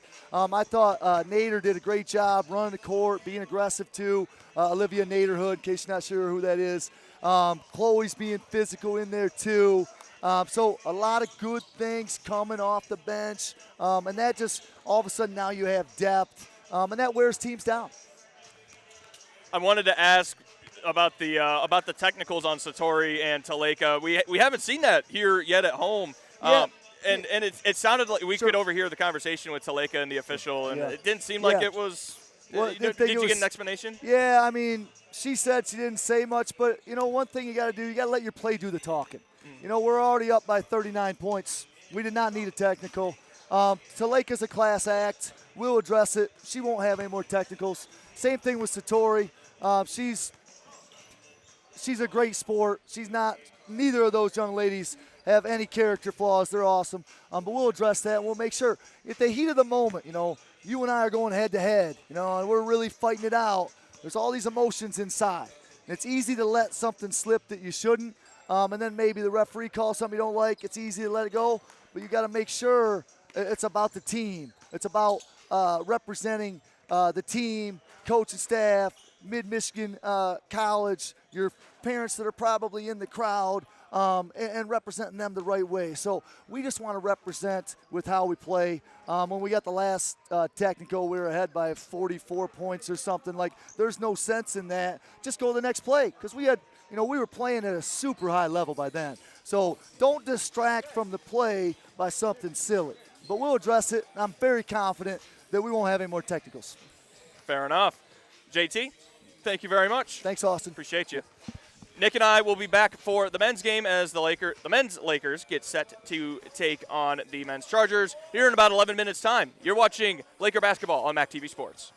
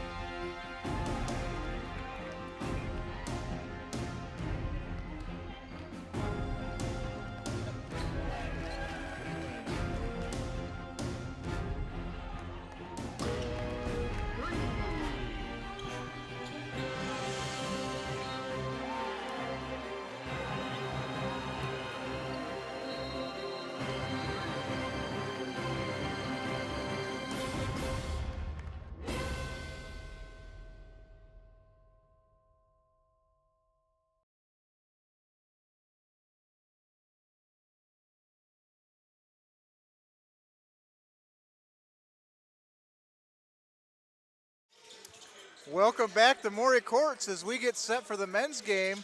The Lakers are hosting the Ancilla College Chargers. I'm Nick Toner alongside Austin Chastain. You're watching Laker basketball on MAC TV Sports. Austin, run us through the numbers. What do we got? Ancilla's coming into this one 12-6 overall, 8-4 in conference play. Mid-Michigan 7-16 overall, 2-11 in the conference. Last time out, Ancilla got a huge 118-113 win over Lansing, a team that we saw here take care of business against the Lakers. The Chargers coming into this one, high-scoring basketball team, 97.6 points per game, shoot at a 46% clip from the field, 34.5% from the three-point line, and 74.4% from the free throw line. High rebounding team. They average about 40 rebounds a game. Mid, on the other hand, scores about just over 69 points a game, averaging 38 rebounds. Shoots 39% from the field and 29% from the three-point line. So if you're mid, you have to be selective about your shots. Focus on rebounding and run your offense. Don't let Ancilla try to run this game, because if you do, Ancilla's going to run away with this game. Yeah, Coach Kaus, after the last game and the postgame, said Ancilla are fast. I believe he referred to him as the fastest team in JUCO basketball. So it wouldn't shock me. This is one of the best. We'll turn it over to PA Chris as he'll do introductions. We'll be right back. Springfield and number 30, Corey McClay. The Chargers are coached by Brian Pearson, assisted by Jeremy Herring. And now for your visitors in college number 30. Assistant 3, sophomore forward, number 2, Isaiah Humberger. Assistant 2, sophomore forward, number 3, Tim Stewart.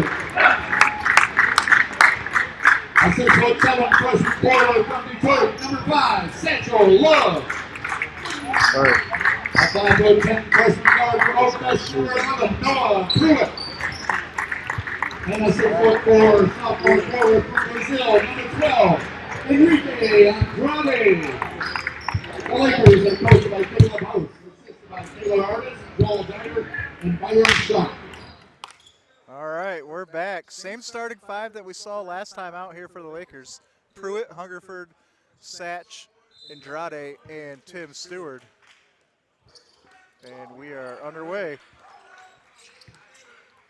Ancilla won the tip. On the ball first is number 4, Sean Goodman's for us. That's Jakelin Thomas. And we're going to have a whistle here. I think just somebody stepped out of bounds. So here comes Noah Pruitt and the Lakers. Lakers wearing white, and Ancilla wearing the blue. Here's Pruitt's three-point try, no good. Rebounded by the Lakers. And here comes Ancilla. Showing that speed early as Andrade will pick up that. Hungerford able to corral that. Here's Tim Stewart now. I will say the women's sets for Ancilla were much better. These are cool. But Andrade with the corner three. We don't see him take that shot very often as that falls short of the rim. Yeah, I'd have to agree with you. The Ancilla black with the blue and yellow trim. That's a sharp look. That was a sharp look. I do like the Thunderbolt. As Tim Stewart skies for that rebound, and he'll push the pace. Back and forth affair so far, no score. But yeah, the black uniforms with the cursive Ancilla, that was a crisp look.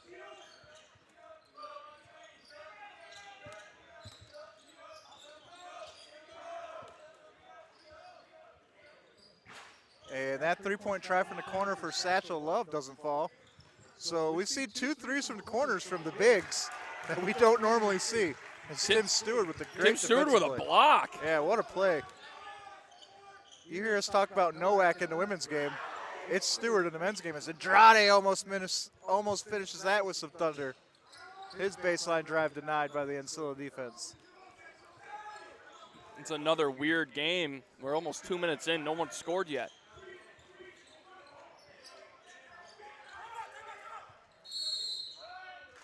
And a timeout called here as Jacqueline Thomas calls timeout as his teammate on the other end, trapped by Stewart and Andrade. So they will call a timeout. That's a full timeout, so we're going to step away real quick. Here, early goings. No score still. We'll be right back on MAC TV Sports. MAC TV Network is a local public access station that offers a variety of services, from in-studio interviews, wrestling, and so much more. We cover local concerts, sporting events, and activities around the community. Members of the community can come in and take a free workshop to learn anything from editing to camera work. Broadcasting on Charter Channels 187 and 191, serving Gratiot, Isabella, and Clare counties.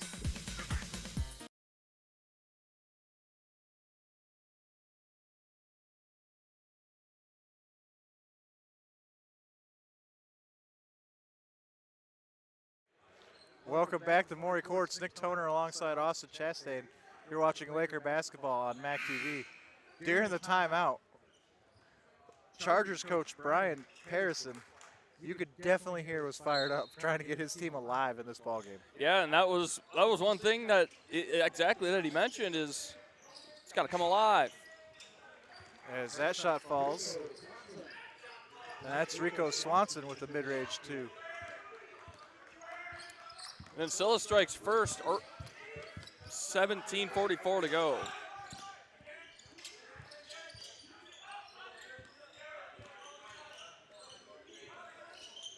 Oh man, Andrade picked up his dribble there. Yeah, you don't want your bigs picking up the dribble that far away from the hoop. Here's Stewart inside to Andrade. He goes up strong. He'll be fouled.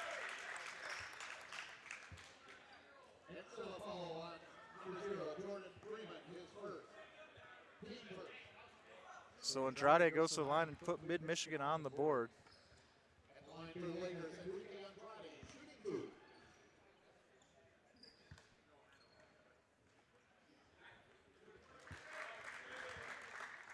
And he'll make the first.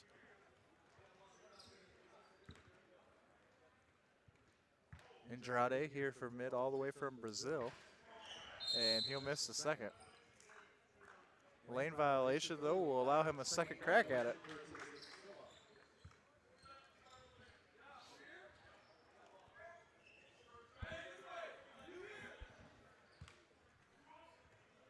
And the second also no good off the front of the rim. So Andrade goes 1 for 3, but technically only 1 for 2. Here's Johnson. 3-point try, no good. That shot by Aaron Springfield off the mark.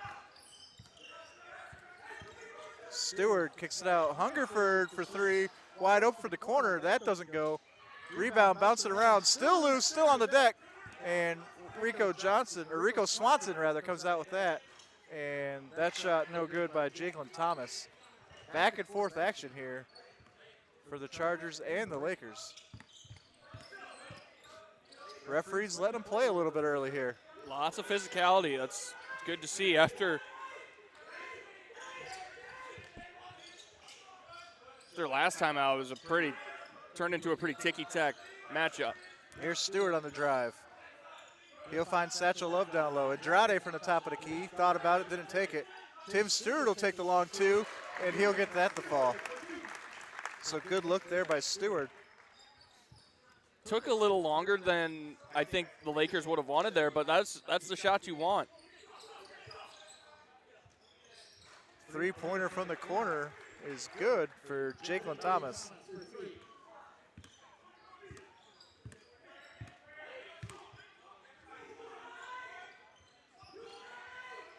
Here's Andrade. He's going to find Satchel Love at the top. Over to Hungerford. Inside to Andrade. Andrade turns, puts it on the floor. Still turning, gets the shot up. Gets it through some tough traffic. Great play by Andrade down low. That was a very physical bucket for Enrique Andrade. Here's Corey McCray now. Baseline drive, kicked out. Here's Thomas for another triple, and no good. Rebounded by 22. That is Aaron Springfield. And unsure what that whistle is. I believe it's a thrown away ball that might have been deflected, as it'll be Ancilla's inbound in the corner. I'm not sure. It may have deflected off of Andrade. I couldn't quite catch it. Here's Swanson, and he's going to be pickpocketed by Connor McGillis. McGillis with the layup, a little too strong at the basket. Rebounded by Springfield, pushed ahead to Thomas. Here's Thomas now driving on Pruitt, and goes over McCombs, doesn't get the shot. We'll see what the call is. As they say Pruitt fouled Thomas. So Thomas will go to the line to shoot a pair. A really nice, going back to that steal, a really nice defensive, quick hands by Caden McGillis. Nice, get him out and moving. And first shot is good.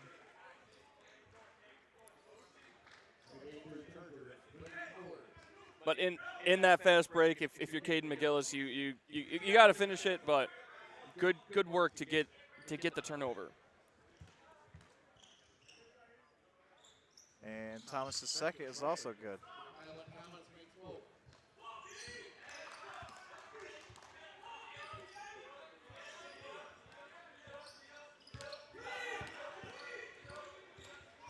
Here's Stewart, kicks it out. McGillis for three.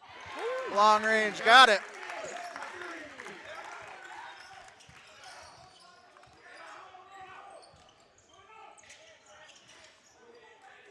And that shot made.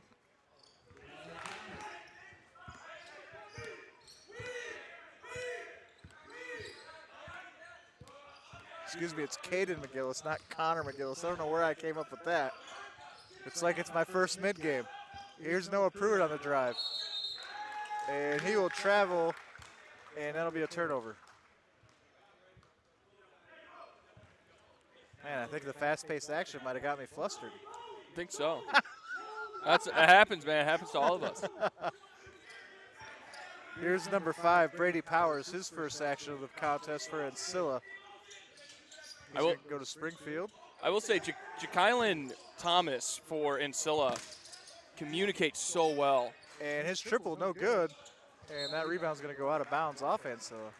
Yes, he's been very vocal. He's vocal, and he's been the floor general for this team so far this afternoon. And I mean, it's a 1-point ball game. He's got nice kicks too. The white with the silver tiger stripes on it. I like him. Here's Pruitt, now Stewart. Stewart driving. And it's going to go out of bounds off of Stewart. And it's going to go the other way. I'm pretty impressed right now with the officials. They're letting them play. They're letting them bang. They're not blowing the whistle for anything cheap. You got to like really foul somebody here to get a whistle. Right. Inside pass, 3 on him. Springfield gets that up, and that's going to be rebounded by Stewart. Stewart still. Pruitt now. McGillis thought about a 3. He's going to put it on the deck. His runner in the lane, no good, but he'll be fouled. He'll go to the line. And that's just a great job by Caden McGillis just to go out and draw contact. Because him drawing contact there, that shot is very unlikely to go in. Yeah, low percentage wild shot, you could say. And he draws the contact, draws the foul, and now he'll get a chance to earn them both from the stripe. And he'll miss the first.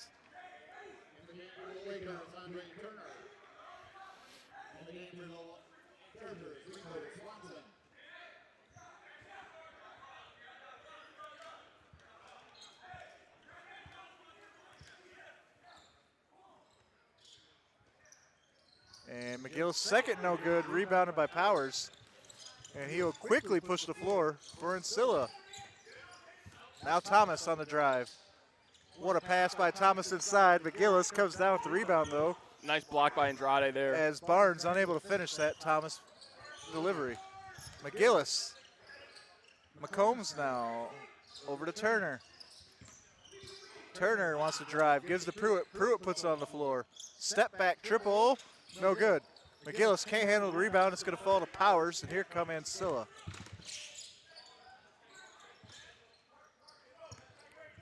Down to Barnes. Barnes, turnaround shot over Andrade. High off the glass, no good. Springfield able to recover, and he'll get to go.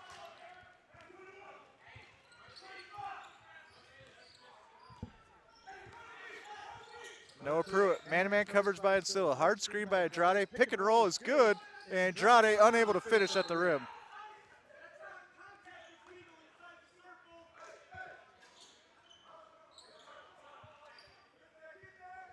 So mid will keep the ball as McCombs will inbound underneath his own basket. He'll find Pruitt in the corner. Here's Pruitt, puts it on the floor. Covered by Springfield, drives baseline, kicks it back out. Now Turner drives through the paint, and he'll be tied up. Tied up by number 23, Dana Barnes. And Brady Powers will pick up the foul. Man, a lot of action in this one here. A lot of action. We're not even 8 minutes in. Low scoring for the first 8 minutes. Here's Pruitt.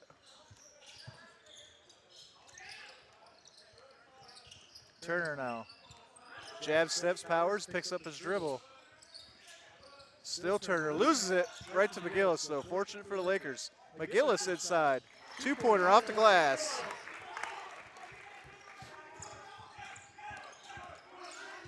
Nice work of McGillis to use the window there to assist on his shot. As Springfield's triple is short off the front of the rim. And we'll see where the foul goes here. It may go on Andre Turner, and it does.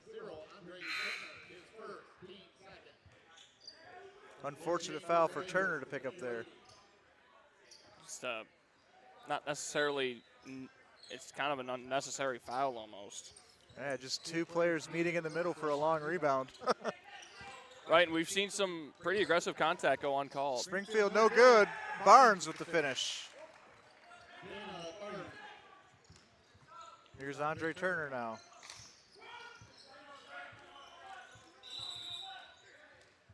And timeout is called by mid.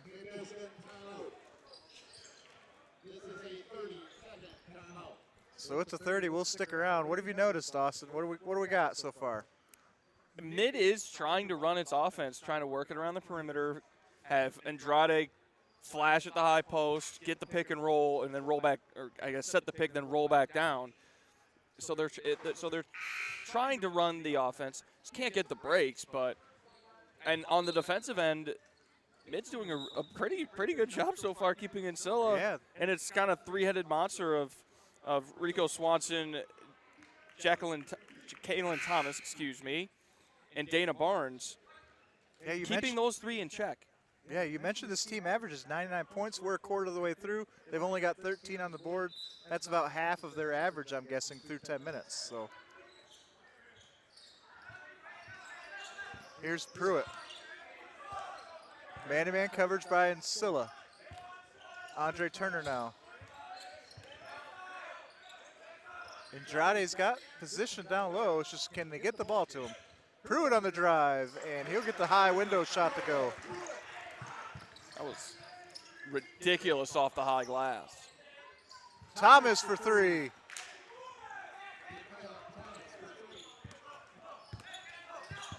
Big transition three-point shot for Ancilla there.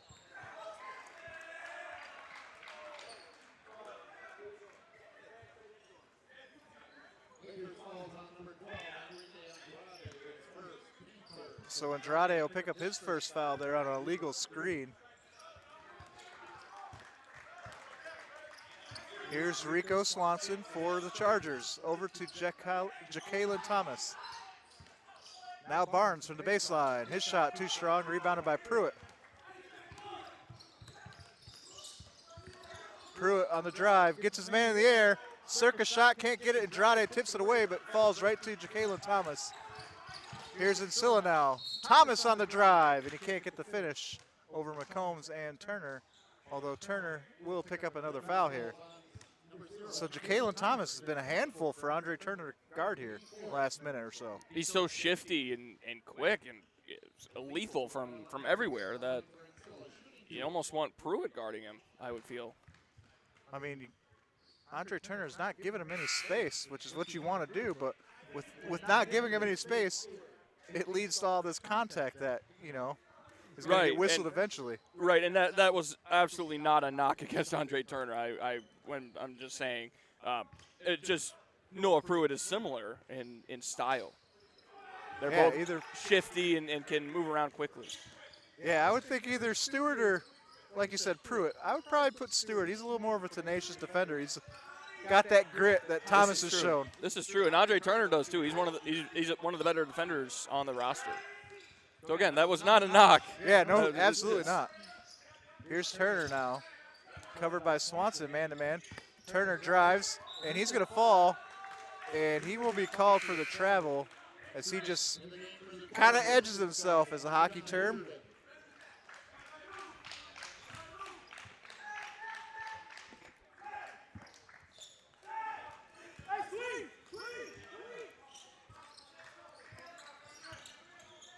Here's Rico Swanson on the drive. He'll find Springfield at the top. Springfield looking for Barnes, goes back to Swanson on the wing. Swanson still. He's going to go around, and his shot partially blocked by Stewart, still goes in. Unlucky. Stewart just in disbelief as he got a hand on that ball, but it still goes in off the window. I guess that shooters shoot and shooters make shots, right? Yeah. Stewart, errant pass for Turner, and Jacalen Thomas on the breakaway, and he'll get the layup. I told you he moves quick. He is so fast. Here's Tim Stewart.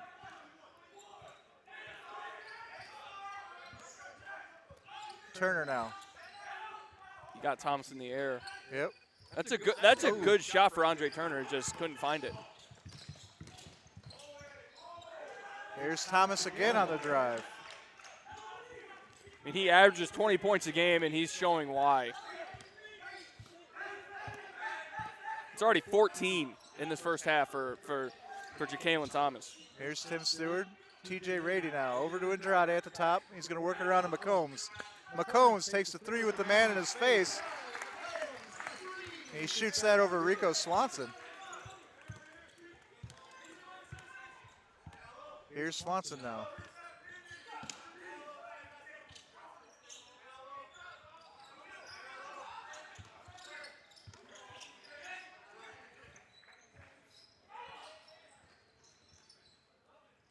Here's Barnes with the step back. That's no good. Rebound by Springfield down low. Working on Rady. He can't get the shot to go. As his shot goes out the bottom of the rim, we'll see what the foul is, and the foul will go against TJ Rady. So Springfield will go to the line again.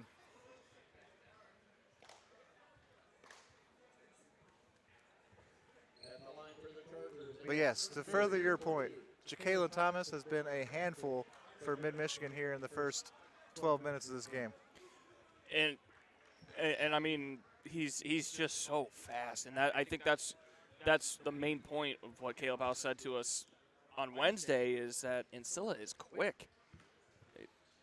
One of the fastest teams, if not in the nation, at least in the conference. As Springfield will make the first. Springfield actually a Detroit native. We have a little bit of a Michigan connection to this Ancilla team from Indiana, from East Point High School. A little bit shorter of a ride for him to go to Ancilla than to come to Mid. My guess. Although if you're Henry Ford, you're probably a little upset you didn't pick this guy up. As he makes a both. Yeah, there's actually 3 Michigan natives on this roster. We'll form that Michigan connection at the after the next break when we get there. Here's Pruitt, gives way to Visman. Here's McCombs. And now Pruitt on the drive. McCombs over another defender, Mekhi McCombs. He is so good at that wing three, just like Lex Karlstrom from the women's game. That is Mekhi McCombs' spot. Drive by number 12. That's Jordan Reardon. That's no good. Offensive rebound, though, is put back. So here's Pruitt on the drive. He'll take a jump shot from the free throw line. That's going to rattle out, rebounded by Swanson. Here's Swanson with the step back. Deep two, gets that to go.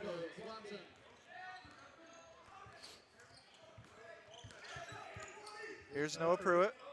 Man-to-man coverage by Ancilla. Asher Visman's shot is gonna fall for the and one. So he'll get the rare jump shot and one opportunity here. Typically those are reserved for drives to the hoop.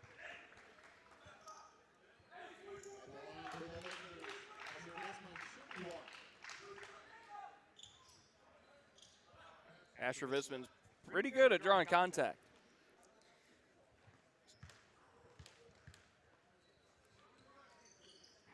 And he'll miss the first. Uncharacteristic of a shooter, I'm sure, of Visman's quality. Here's Swanson now.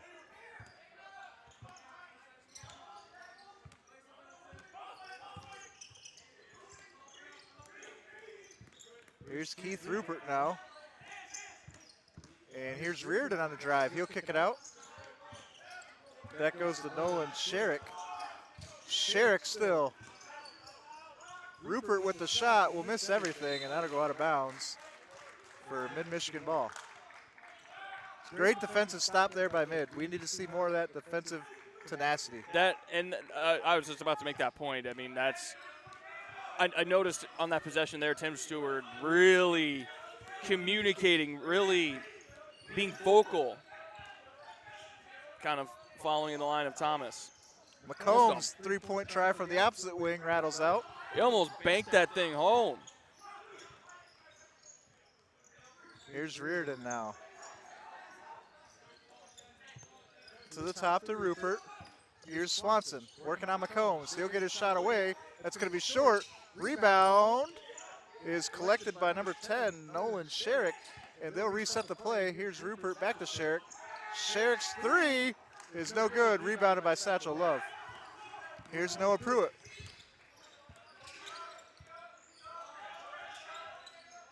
Stewart goes inside to Love, and that's going to be knocked out of bounds by Rupert, and it'll stay Mid-Michigan ball.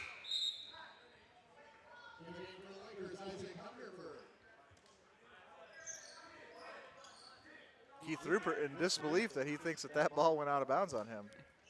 Yeah, it looked like Satch kind of got a fingertip on it, and Visman for three, no good. Rebounded by Reardon. Here's Swanson.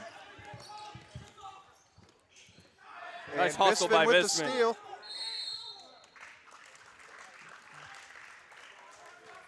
Nice job by Asher. Visman gets the timeout call. So yeah, excellent play.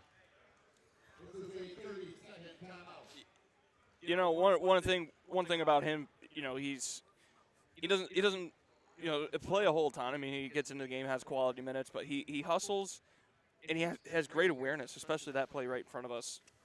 Just to look up, know that something that Ancilla's all over you, and just call a timeout. That was well done by Asher Visman. He had a teammate, Tim Stewart, reaching in there trying to take that ball as well. So trying to find a way out of it. Visman decides, you know what, I'm just going to call a timeout, guarantee the possession stays with us before a jump ball gets called. Exactly.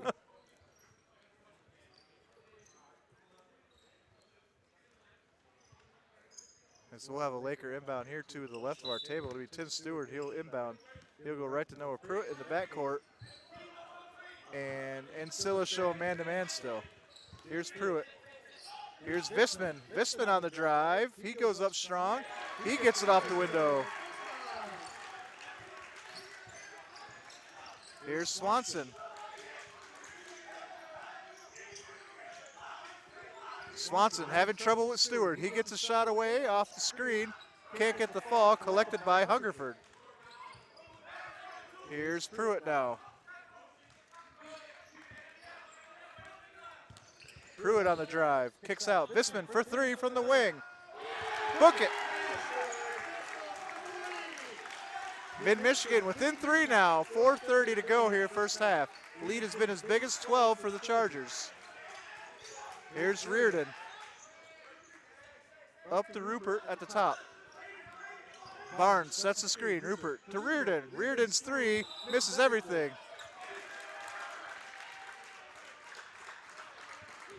We'll see what the call is. So they're going to book John Reardon with the foul there for Ancilla. Or not a foul, flop warning. See those quite often. PA Chris baited me with that. Come on, PA man. Just kidding. Here's Visman for three. Off the back of the rim. Just missed that. Hungerford with a strong rebound. I could tell Asher wanted that one so bad. Hungerford's three. He gets it to fall. We're all tied at 28.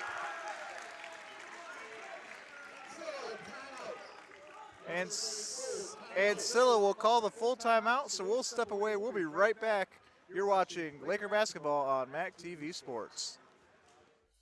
MAC TV Network is a local public access station that offers a variety of services, from in-studio interviews, wrestling, and so much more. We cover local concerts, sporting events, and activities around the community. Members of the community can come in and take a free workshop to learn anything from editing to camera work. Broadcasting on Charter Channels 187 and 191, serving Gratiot, Isabella, and Clare counties.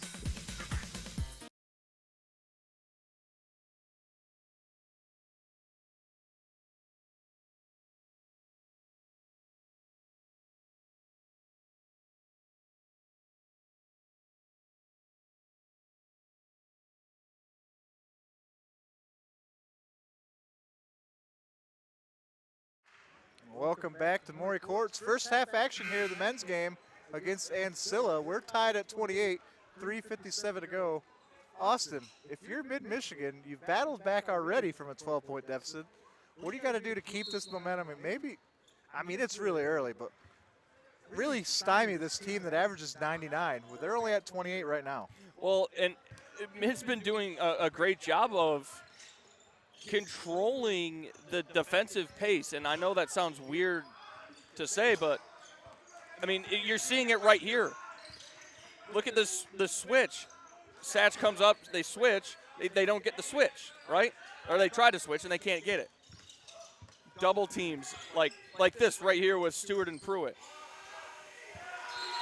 That's the second shot clock violation against Ancilla in this half. Yeah, what a defensive possession for us to highlight their defensive work. Exactly. I mean, and you saw it on this near wing with Tim Stewart and Noah Pruitt. They were shutting down the guards, and that's been the key so far. Pruitt with the runner, no good. Satchel Love with the rebound. He gets the tough shot to go. Late first half lead for the Lakers here. Rupert inside to Barnes. Barnes over Hungerford. Can't get it to go. Rebounded by Satchel Love. Another defensive stop for the Lakers. Pruitt to Stewart. Stewart's going to drive. He's all alone and gets banged up by the bigs. Doesn't get the shot to fall, but he'll go to the line to shoot too. Impressive drive there by Stewart. Impressive drive, and really, that wasn't a set play. Stewart catches the ball in the wing, looks to Visman in the corner, and says, oh, there's a huge lane. I'm going to take it. And he'll make it first. Yeah, I agree with you. I think he turned, faced, looked at the basket, saw nobody blocking, nobody in front of him, no coverage. So blown coverage by Ancilla on the man-to-man. He takes the lane, splits the bigs, goes to the line. And as he misses the second. That was a layup by Stewart that, again, as we said with McGillis' foul earlier, it doesn't have a great chance of going in, so just drawing contact is so important there. Here's Thomas for three from the deep corner. No good, rebounded by Stewart. Stewart covered by Thomas. Here's Visman.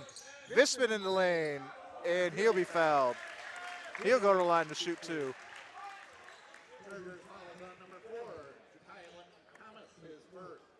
So Thomas will pick up his first foul on the Asher Visman drive. At the line for the Lakers, Asher Visman shooting 2. Man, for as aggressive, as tight a defense as Thomas has been playing, for this to be his first foul, it just shows the awareness that the young man has, playing defense and being where he needs to be, and shepherding really the offensive player where he wants them. I agree. Visman makes it, but yeah, it's interesting to see how he's kind of taken over on the both roles. Springfield inside is good for 2. And I say both roles, I mean both ends of the floor. Clearly the vocal leader of the Ancilla team. Here's Tim Stewart now. He's going to go to the wing to Visman. Visman inside to Satchel Love. Working on Springfield double team. Now Visman. Inside to Love. Love turns, kicks out to Pruitt. 7 on the clock. Pruitt for 3, and no good off the rim. Visman tries to get that rebound, can't handle it. And here comes Ancilla. Rico Swanson ahead to Thomas. And Thomas will get charged with the travel. 1:33 to go.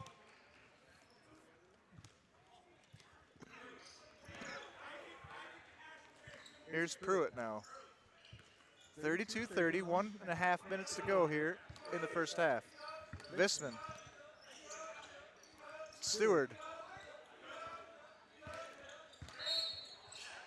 And Stewart's going to get called for the charge there as Swanson was shouldered off.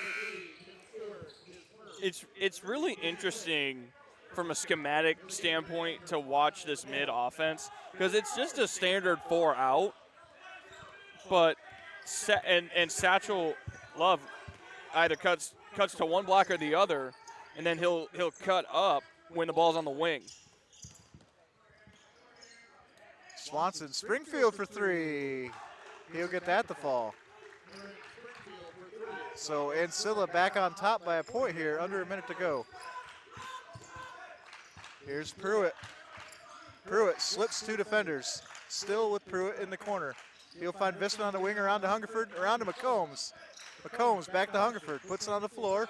McCombs again. McCombs, Visman. Visman drives on Swanson, loses the ball. We'll see what the call is. And it's going to be a foul on Rico Swanson. So Visman will go to the line.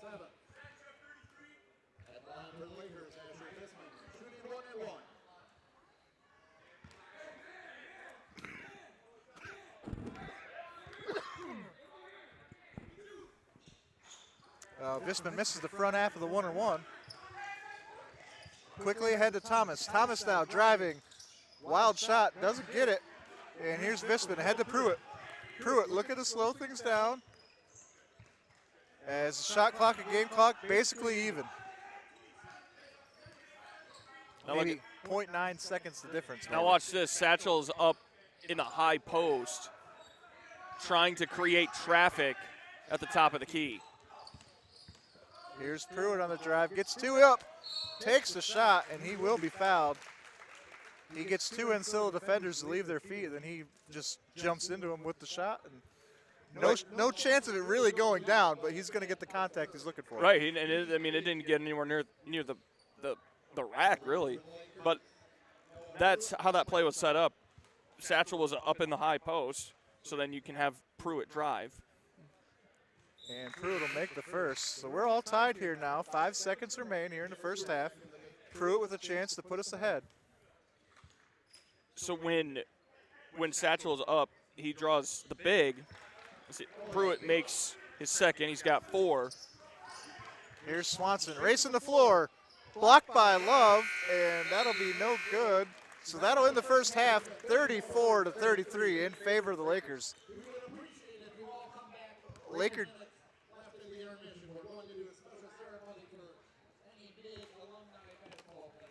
So PA Chris making a call for all Laker alum if they're here to show up. So we'll be sure to be back for that.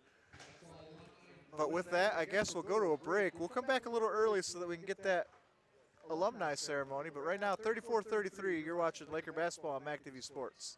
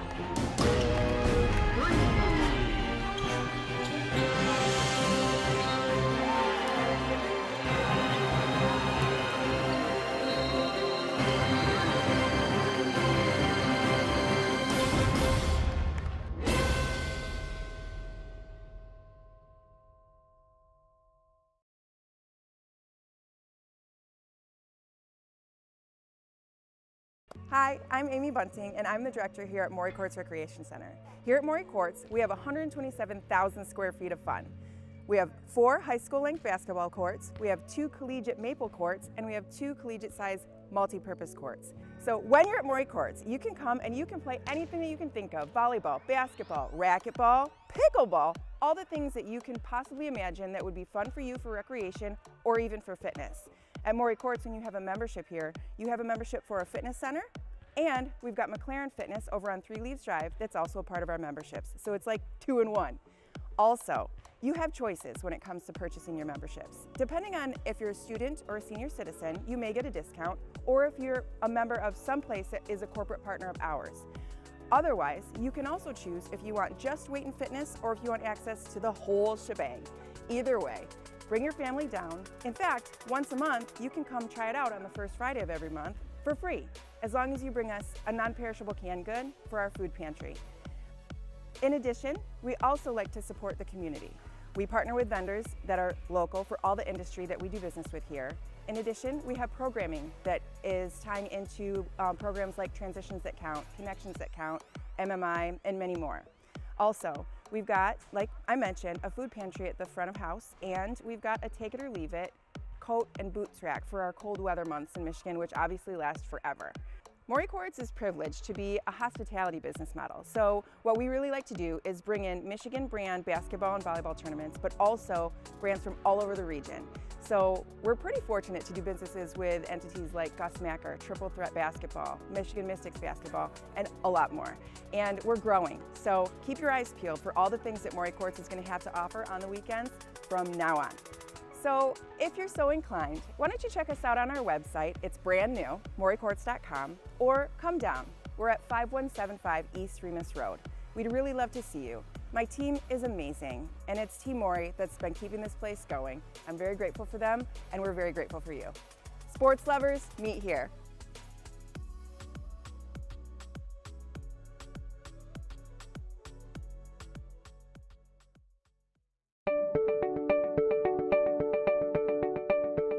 I signed up for the Laker Distinction Scholarship because I knew I wanted to go to mid right away anyways. I knew that I wanted to get through college debt-free or as close to debt-free as possible. Because I had some classmates who were a couple years older than me that had won it, and they had a really positive experience at mid. And provided me the perfect path to get my associate's degree here at Mid-Michigan College and begin the rest of my college journey. Winning LDS was a really positive experience for me. I was able to work on campus, and I was also able to study abroad, which is something I never really thought I would be able to do. Really, the basis of my success today and my continual success is the Laker Distinction Scholarship and is Mid-Michigan College, because without this first step, I wouldn't be where I am today. It really helped for me to know that the first 2 years of tuition were going to be lifted off my shoulders. I got to meet a lot of great people who have become friends and advisors for me, and I know that as I move on that they will still be here to help me get through the college process. And I really do think that my time here at Mid has helped prepare me to take these next steps, not only financially by saving a lot of money, but the faculty here at Mid and the classwork I feel like has really prepared me for the next step and these harder classes that I know I will be taking. Receiving the LDS scholarship gave me the opportunity to successfully transfer 67 credits to Grand Valley State University, now putting me on the fast track to graduation, where I will be graduating a complete year early in the spring of 2020.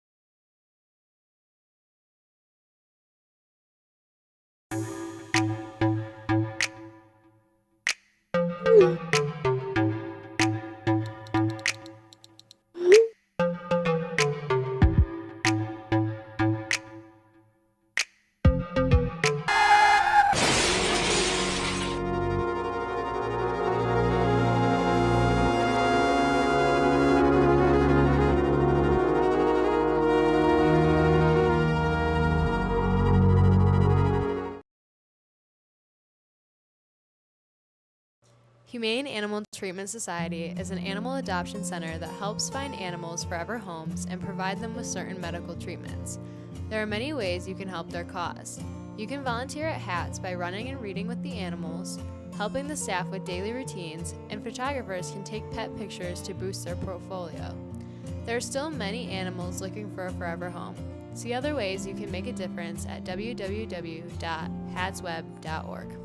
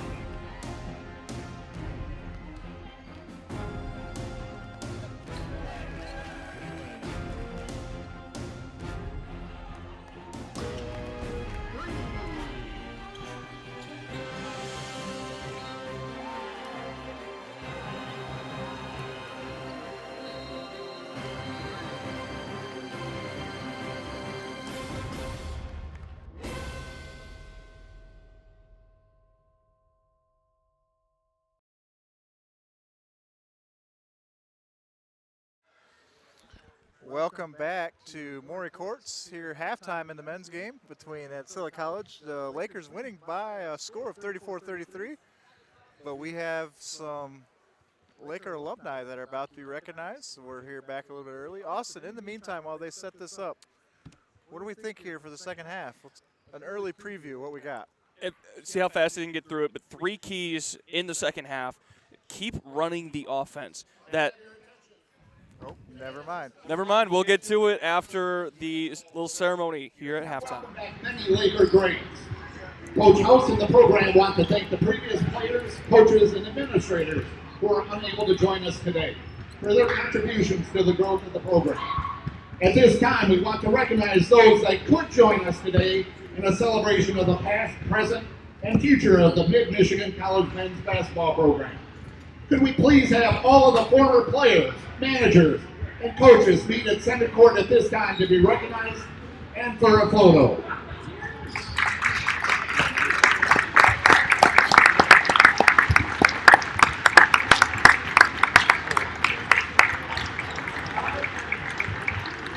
Center court,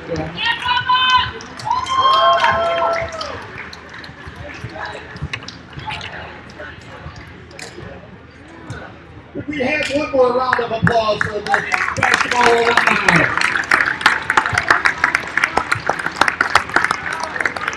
And a also. Everyone face over this direction, please. Yeah, Chris kind of like herding cats a little bit. TV cameras on that side. We don't want that TV. Okay, hold this. Well, everybody wants to be on TV. Chris. Yeah. How you doing? Good, how are you? man. Pretty good. Yeah, PA Chris. That's why we do this. All jokes aside, a lot of great Laker talent that we've had here over the past few years here. Happy to see the alumni still in the area. Thank you, gentlemen, and best wishes for continued success. Go Lakers! Great to see them all still around in the area supporting the current Mid-Michigan basketball. So, as you were saying. As you were saying, 3 keys to the second half for Mid is just keep running the offense. This kind of 4-out look that we've seen all year from Mid with Satcher, whoever it's going to be, whether it's Satchel or Enrique Andrade down in the low post, when they flash high into the high post, set a screen for the wing, then the 2 wings will rotate. They'll have one guy drive. That kind of offense leads to easy buckets or kick out for a 3. By the way, Mid out shooting Ancilla 38% to 33% from the field in that first half, so something is working. And I think it's that offensive set where the kind of screen and roll, you have 3 options. You can either drive it, you can pass it to the screener and roller, or you can kick it out to the corner for a 3, or work it back up to the wing for a 3. You have to execute your free throws as the second key. Mid shot 5 of 12 from the free throw line, whereas Ancilla was 4 of 6. So executing your free throws, I mean, that you just left 7 points on the board. Yeah, you're up by 1, but you could be up by 8 if you make your free throws. And you got to keep working on the glass. Ancilla out-rebounded Mid 24 to 15 in the first half, and including 7 offensive rebounds for the Chargers compared to 2 for Mid. So it's just a matter of cleaning up the glass, because other than that, I mean, Mid has played very well to this point. From the offensively speaking, not trying to do too much, making the right decisions, making the right plays, and that's why Mid has a 1-point lead, or as we get set for the second half. I think for me, what's really stood out is Mid-Michigan's defense. We said in the pregame that Ancilla is fast. They have been fast. We've said in the pregame that Ancilla averages 99 a game. They're going to fall well short of that tonight, barring a 70-point half, which it's not unreasonable, but I think it's unlikely, right? I think the Mid defense has been stout enough and a big enough speed bump that they're absorbing the speed and still able to make their plays, like you mentioned. They're still able to be efficient on offense, even with the low score. That's more in Mid's favor, to whereas there's no run-and-gun offense that Ancilla wants to break out and use that speed with. Right, and Ancilla, like you said, likes to go fast, likes to score a ton of points. Mid likes to keep it slow, run the offense, be methodical, and that has happened, and that happened in the first 20 minutes. We'll see if it can happen again here in the second 20. We get it going. As Hungerford will inbound to Pruitt, as the Lakers will start with the ball. Lakers again wearing white. The visiting Chargers of Ancilla wearing the navy blue.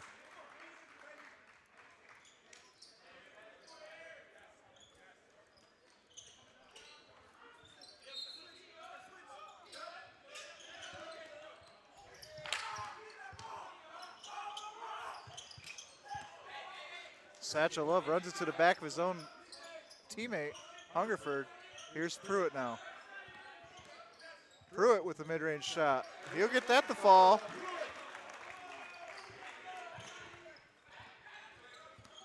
Here's Rico Swanson for Ancilla. Here's Springfield for 3. That's off the rim, no good. And Hungerford will watch that go out of bounds. So another defensive stop for the Lakers. That man-to-man and double-teaming the guards, double-teaming the ball really has been the... Pruitt with a shot from Detroit gets it to go. Somehow got that to fall. What a shot. Here's Thomas with the answer off the front of the rim. Rebounded by Stewart. Stewart pressing ahead. Hungerford from the corner. Can't get it. Rebounded by Freeman. Here comes Swanson. Over to Springfield. Back to Springfield. Swanson now. Drive by Freeman over Satchel Love. Can't get that to go. Not a lot of people can. And Satchel Love will pull down the rebound. That 6'7" frame, it's nearly impossible to get over it like that. Here's Pruitt over to Hungerford now. Starters on the floor for mid. Here's Stewart. Pruitt. Pruitt will drive. Still Pruitt, floater, short, collects his own rebound, kicks out to Stewart. Stewart now goes to drive baseline, and he'll be fouled by number 30, Corey McCray.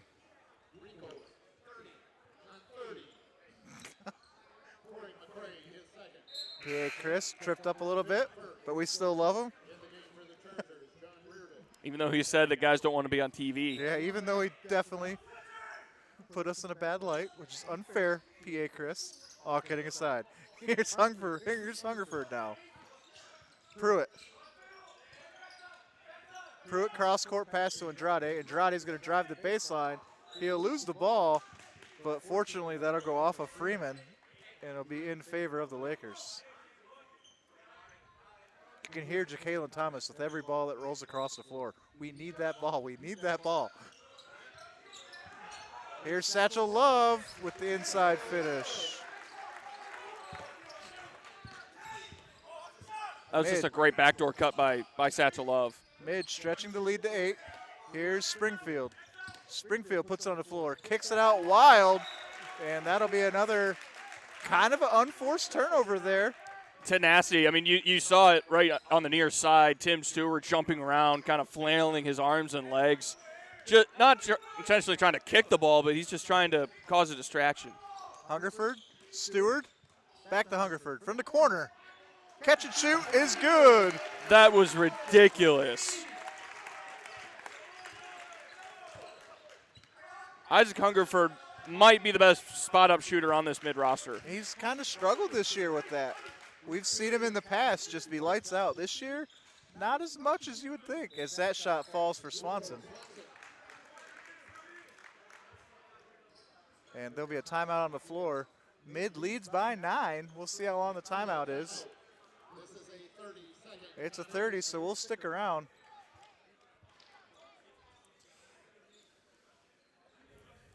Talk about a 10-2 run to open up the second half.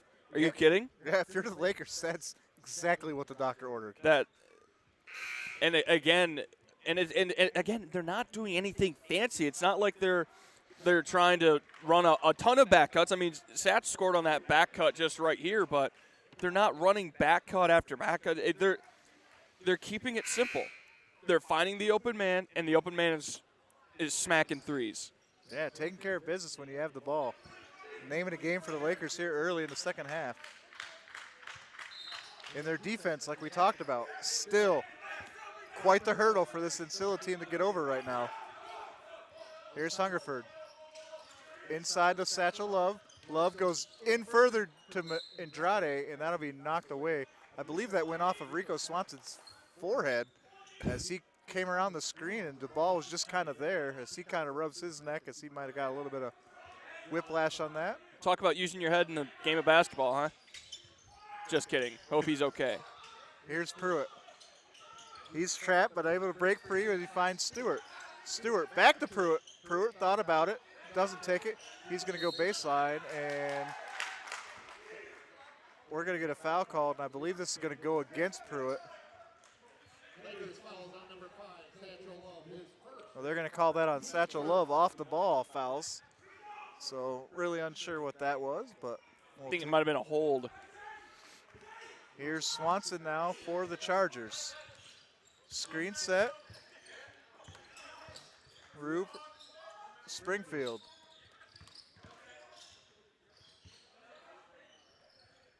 Springfield's shot from the baseline is good.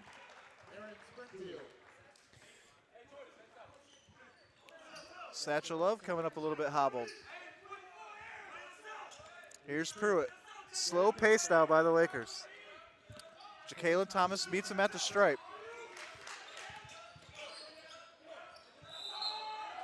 Pruitt with the and one. What a play to get Thomas in the air to commit the contact he needed to get that shot away.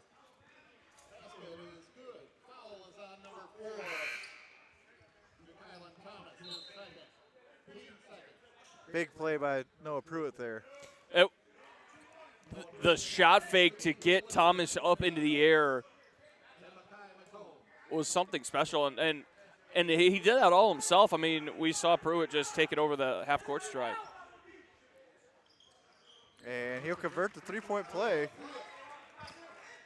That's a dozen for Pruitt so far. Here's Swanson now, covered by McCombs. Man-to-man defense shown by the Lakers. Hungerford with the help. Inside pass to Freeman, and Pruitt will fall on top of Freeman before the shot.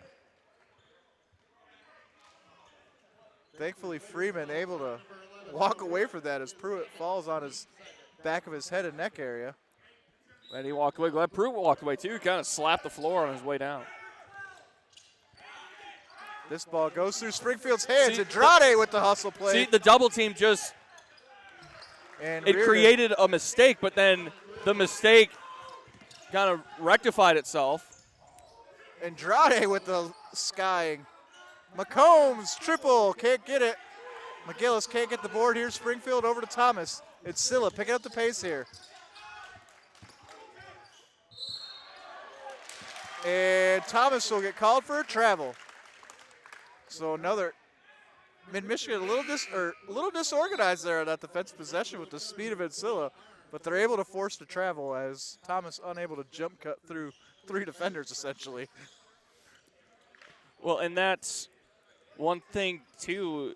I mentioned at toward the end of the first half, Mid's controlling the defensive pace of this game, slowing down using the double team. Here's Hungerford working on Reardon, over to McCombs on the switch. McCombs still. McGillis now working on Barnes. McGillis will drive. Barnes with the block, and he'll be fouled. McGillis will go to the line. Barnes doesn't like it.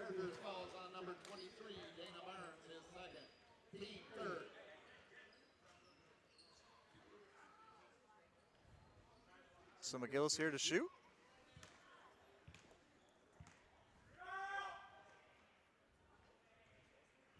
And he'll miss the first.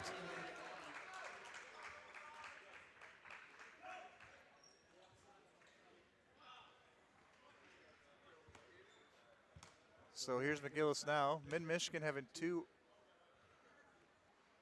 And McGillis' second will fall.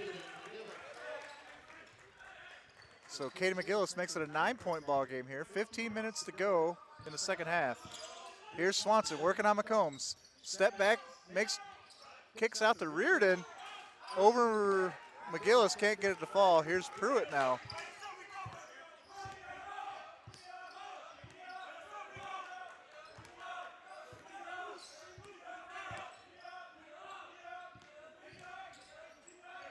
Here's McCombs. Pruitt now, working on Reardon. He's got the switch. McGillis over Reardon, short. Thomas skies for the rebound, pushed ahead to Reardon. Reardon now on McCombs. McCombs can't get the block, just missed it. Good defensive hustle there by McCombs, just couldn't quite get there. I like this lineup for Mid too. It's kind of a small-ish lineup with Andrade working the post.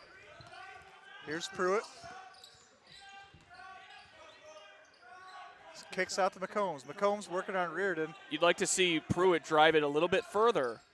Pruitt for three, short off the rim. Swanson with the ball. Swanson pushes ahead. Swanson is going to be uncontested with the coast to coast. Smart play by Pruitt not to try to jump and get involved in that. So now Ancilla creeping in. Caleb House going to call timeout.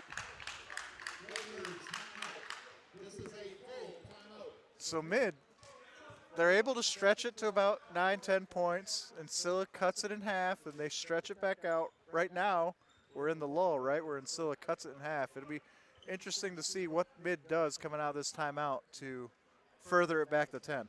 Yeah, I'm interested to see that as well, and I think you got to go back to kind of that inbound play. Just got to get something quick to kind of spark a little momentum, and then you don't need it, but something you could do.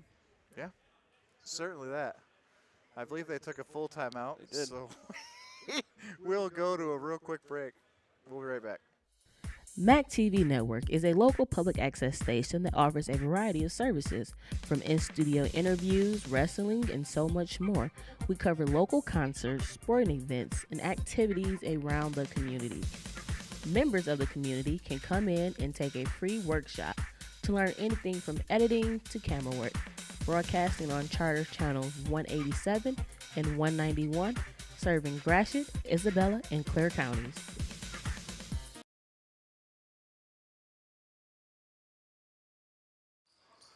Welcome back to Maury Courts here. Mid with a 5-point advantage over the Ancilla Chargers. 13, just under 14 minutes to go here. As Hungerford inbounds to Pruitt over to McCombs. McCombs inside to Satchel Love. Satchel Love working on Aaron Springfield. Shot, can't get it to go. Rebounded by Barnes. And Swanson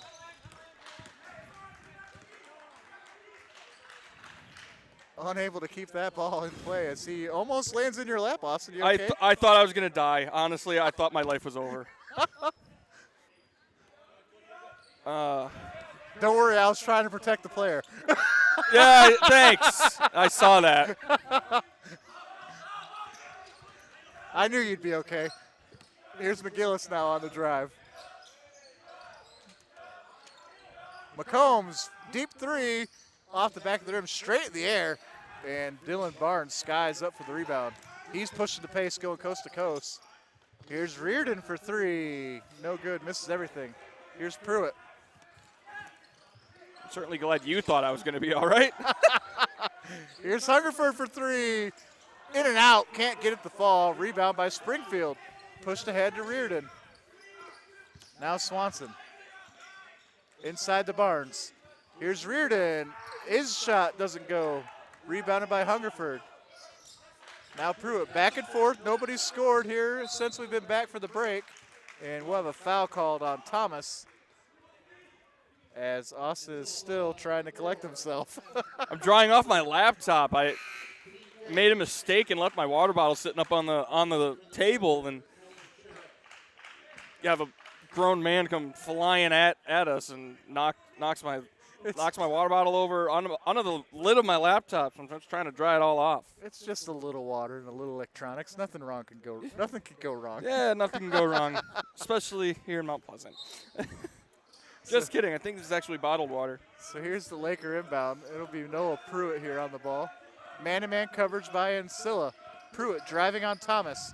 He'll jump for the short jump shot. Can't get the fall. Rebounded Ancilla. Here's Swanson with a lot of speed to the rack. And that shot no good. Rebound to Barnes. He'll go to the line, though. There's that speed Caleb House is talking about, 100%. Swanson caught that ball on the wing and took a whole nother gear, and he was at the rim in like a step. He was, and he the only way you can stop him is by drawing contact. He'll make the first.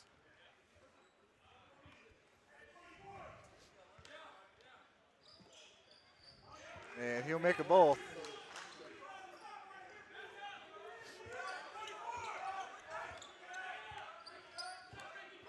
Here's Pruitt. Laker lead down to 3.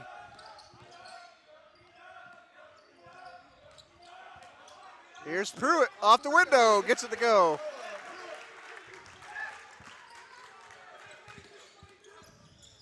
Here's Swanson.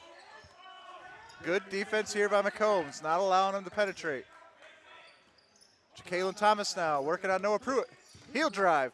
Can't get the shot over. He does get the shot over McGillis. He got the shot away, and that thing floated up in the air for what felt like about 2 minutes. That was such a nice shot with a lot of touch. Here's Pruitt. Working on Sherrick. Gets around him. Jump shot from the baseline, no good. Hungerford unable to corral the rebound from the backside. And that will be Ancilla ball.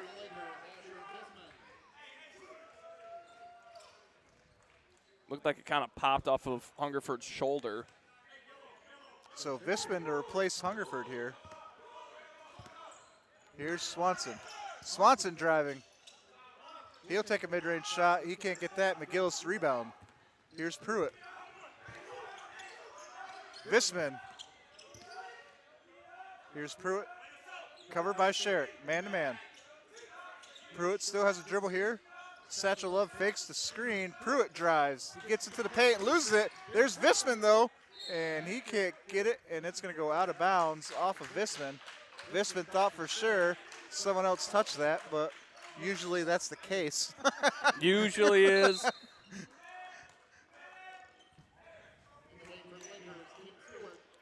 had reason to believe that it might have skimmed somebody, but at that rate, you're just splitting hairs, you know. So Tim Stewart back on for the Lakers. He'll replace Noah Pruitt as Rico Swanson now drives. Kicks over to Sherrick for three. No good. Rebounded by McGillis. Here comes Tim Stewart now.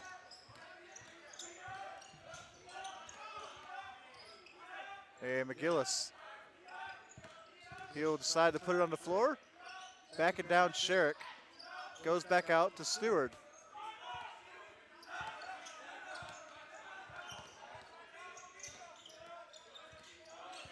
Seven on the shot clock. Here's Stewart. DeVisman in the corner, and that's going to get knocked out of bounds off of Thomas. Thomas doesn't like the call. Actually, fouls Visman. So Visman will go to the line for three, and that'll be, more importantly, 4 fouls on Ja'Kalen Thomas. He plays with such tenacity, and you mentioned it earlier that the way he plays, it's surprisingly that he had only picked up 1 foul in the first half, about midway through, and now he's starting to kind of reap those fouls as Visman makes the first, Central Montcalm Green Hornet. But I'm interested to see how long Thomas is going to stay out of this game. So the more he's out of this game, as Visman makes the second, so he's already got 10. Yeah, Thomas is going to be a huge loss for Ancilla if he happens to foul out of this game. Not only is he a great defender and a potent offensive player, he's like vocal like catalyst for this Ancilla team. Like, you can hear him barking. Even when he's not on the floor, you can hear the man barking. You can. As Visman converts all 3. It's 11 for Visman and 16 for Thomas on the bench. And that rebound's going to go off of Barnes in favor of McGillis, so it'll be mid-ball. 6-point Mid-Michigan lead midway through the second half. Here's Tim Stewart now for mid. He's working on Keith Rupert. Now Visman. McCombs. A lot of ball movement here by the Lakers in this possession. McGillis now. Pump fakes. Still has his dribble. He'll put it on the deck against Barnes.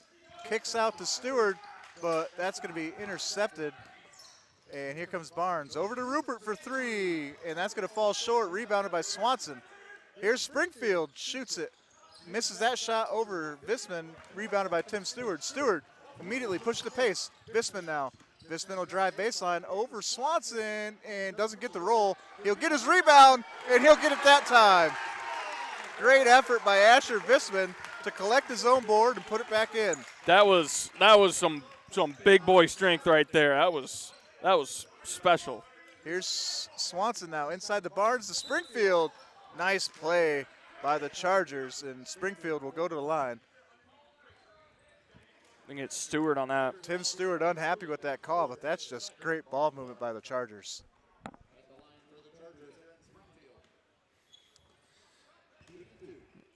Aaron Springfield, one of the Detroit natives we mentioned earlier, is out of East Point.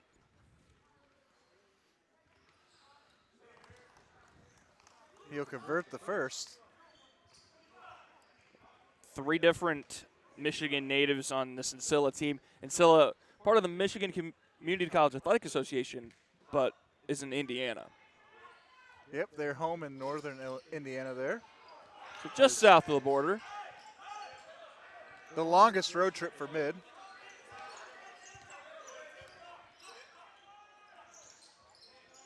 As that shot by Rupert is kind of forced, and that's no good. Rebounded by Stewart. Here come the Lakers now.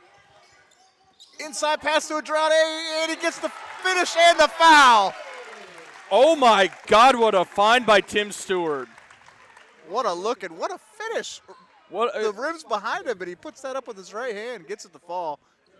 He gets it to go. Enrique Andrade with a nice play, but man, Tim Stewart on the break slams on his brakes, if you will. He's a quick player in his own right, but he slams on the brakes, fires a super low bounce pass to Andrade, and Andrade finishes it. Yeah, just absolute laser delivery by Stewart. Andrade unable to convert. Here's Swanson now. Swanson with the drive. He's going to find Andrade, and Andrade will foul him. Or correction. They're going to say Turner fouled him on entry, you could say, as he was ready to leave orbit on that drive.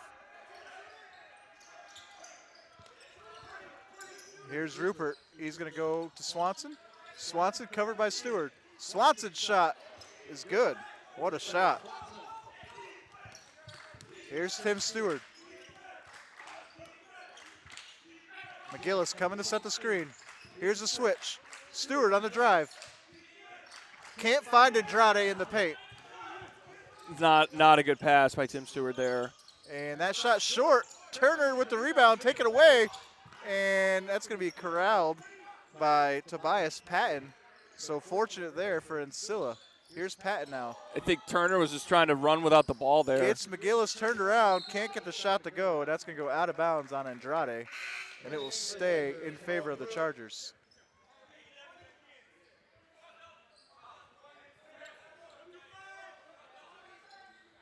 So Tim Stewart will take a seat as Noah Pruitt comes back on. And Rico Swanson to inbound, and he's going to go over the top to number 10, Nolan Sherrick. Here's Swanson again. Over Turner. Deep two. Fortunate there that his foot was behind or in front of the arc. Here's Pruitt. Pruitt now. Still looking. Finds Visman. Visman covered by Swanson. McGillis. The switch has been made. Back to Visman. Visman working on Patton now. Inside out to Pruitt. Pruitt on the drive. He goes up strong. Can't get the floater. Rebounded by Barnes. Here's Swanson. Around McGillis. Rupert. And that pass to Sherrick intercepted as Sherrick went to leave. Wasn't expecting that pass. And Visman, man on the spot, collects it. Will be fouled and go to the line. Visman. That was a great steal by Asher Visman. Great anticipation. And on that last offensive possession, the heavy contact and miss with Noah Pruitt, that's the kind of offensive possession that Mid wants to have. Visman makes the front end.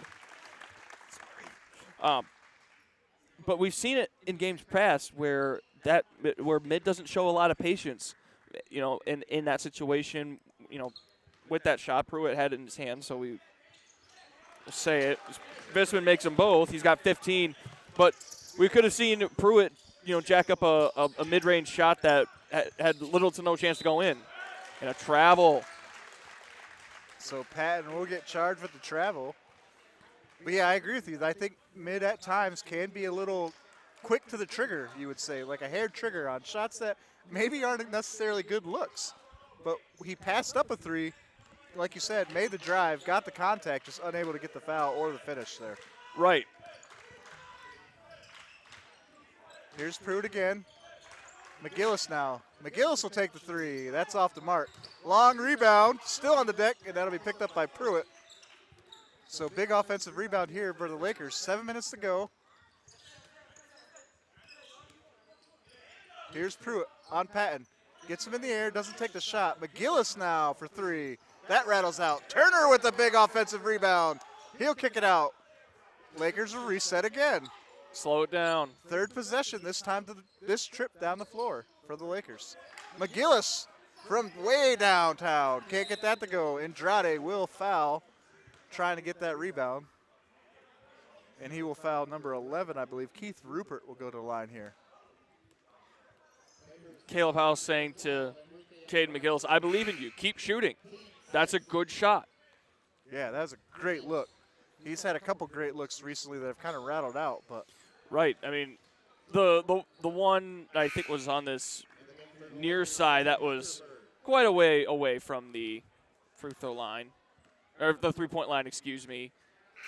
That one, of the three, that's probably the less than great shot, but you're feeling it, man. You're feeling it. So no free throws here. I was mistaken. It will be Ancilla inbound, though, from the Laker end. Here comes Swanson on the ball for the Chargers.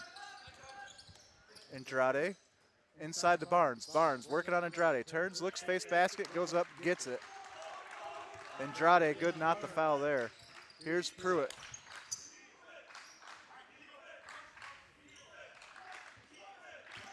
Five-point game, 6 minutes to go. Here's Noah Pruitt. Hungerford now. Tim Stewart. Stewart on the drive. Still at Stewart. Pass to Visman, just a little short, and that's going to be stolen away by Sherrick. Sherrick now with the drive. Goes up with the right hand, gets the finish off the glass. See, we've talked about it earlier, like every pass, the passer follows the ball and sets a ball screen. I'm not sure how I feel about that because that can complicate it, but it could also get you a great look if done right. 8 seconds on the shot clock. Here's Stewart, and he's going to get rung for the travel. So Ancilla able to string together a few stops here. They've pulled this ball game to within 3. It was as big as 7 recently with 7 minutes to go. Yeah, I think it's just now Ancilla's playing with some more tenacious defense and doing its own thing on the offensive end. Here's Swanson out to Springfield. He's a shooter. That's wide, though. And rebound by McCray. He can't get that to go. Barnes now with the rebound. His shot no good, and Hungerford will finally collect for Mid-Michigan. Surprised there's no whistles blown in that fray.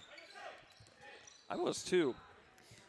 This series, I don't want to say hasn't been particularly close in the last couple of years, but the meeting in 2021, they only had one as the second meeting. It was supposed to be at Ancilla, was canceled, but on March 5th of last year, 79-57, Ancilla got the win. As Swanson knocks that ball out of bounds. That'll leave the Lakers with 2 on the shot clock. And Ancilla got the 76-64 win earlier this week. They played on Monday. So we got another full timeout. We'll take a quick break, and Austin will finish his thought. Stick around. You're watching Laker basketball on MAC TV Sports.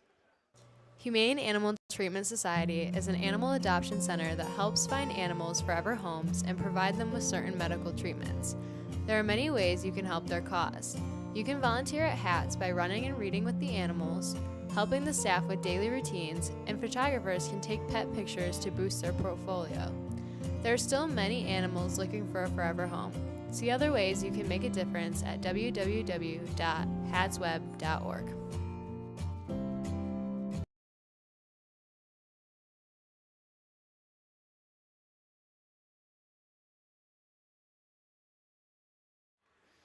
Welcome back to Maury Courts. 4:39 remains in the contest against Ancilla. Your Lakers surprisingly up by 3 here. Well, I surprisingly, I guess, by the way this game looks on paper, but the Lakers have been playing so well. I can't stress it enough. I know I sound like a broken record at this point, but it's just this offensive production. It's something we haven't seen. I get it. 59 points with 4.5 to play doesn't seem like a crazy number, but it's the selection for me. It's the way that Mid's not jacking up a ton of shots, getting good shots, and not turning the ball over. Satchel Love with the what alley-oop a play. Here's Barnes, and he'll lose the ball. But we've seen this before from the Lakers. We've seen strong efforts through 15, 16 minutes, and then completely coming unraveled in the final moments of the ball game. I think that play right out of the timeout to not only get a great-looking bucket, but with only 2 on the shot clock, that's the kind of play that Mid needs in these final 4 minutes. Hungerford goes around McCray. McCray kind of hurt on that play. Oh, looks like it might have twisted up an ankle. Hope he's all right. And Tim Stewart's going to get whistled for a carry. Interesting.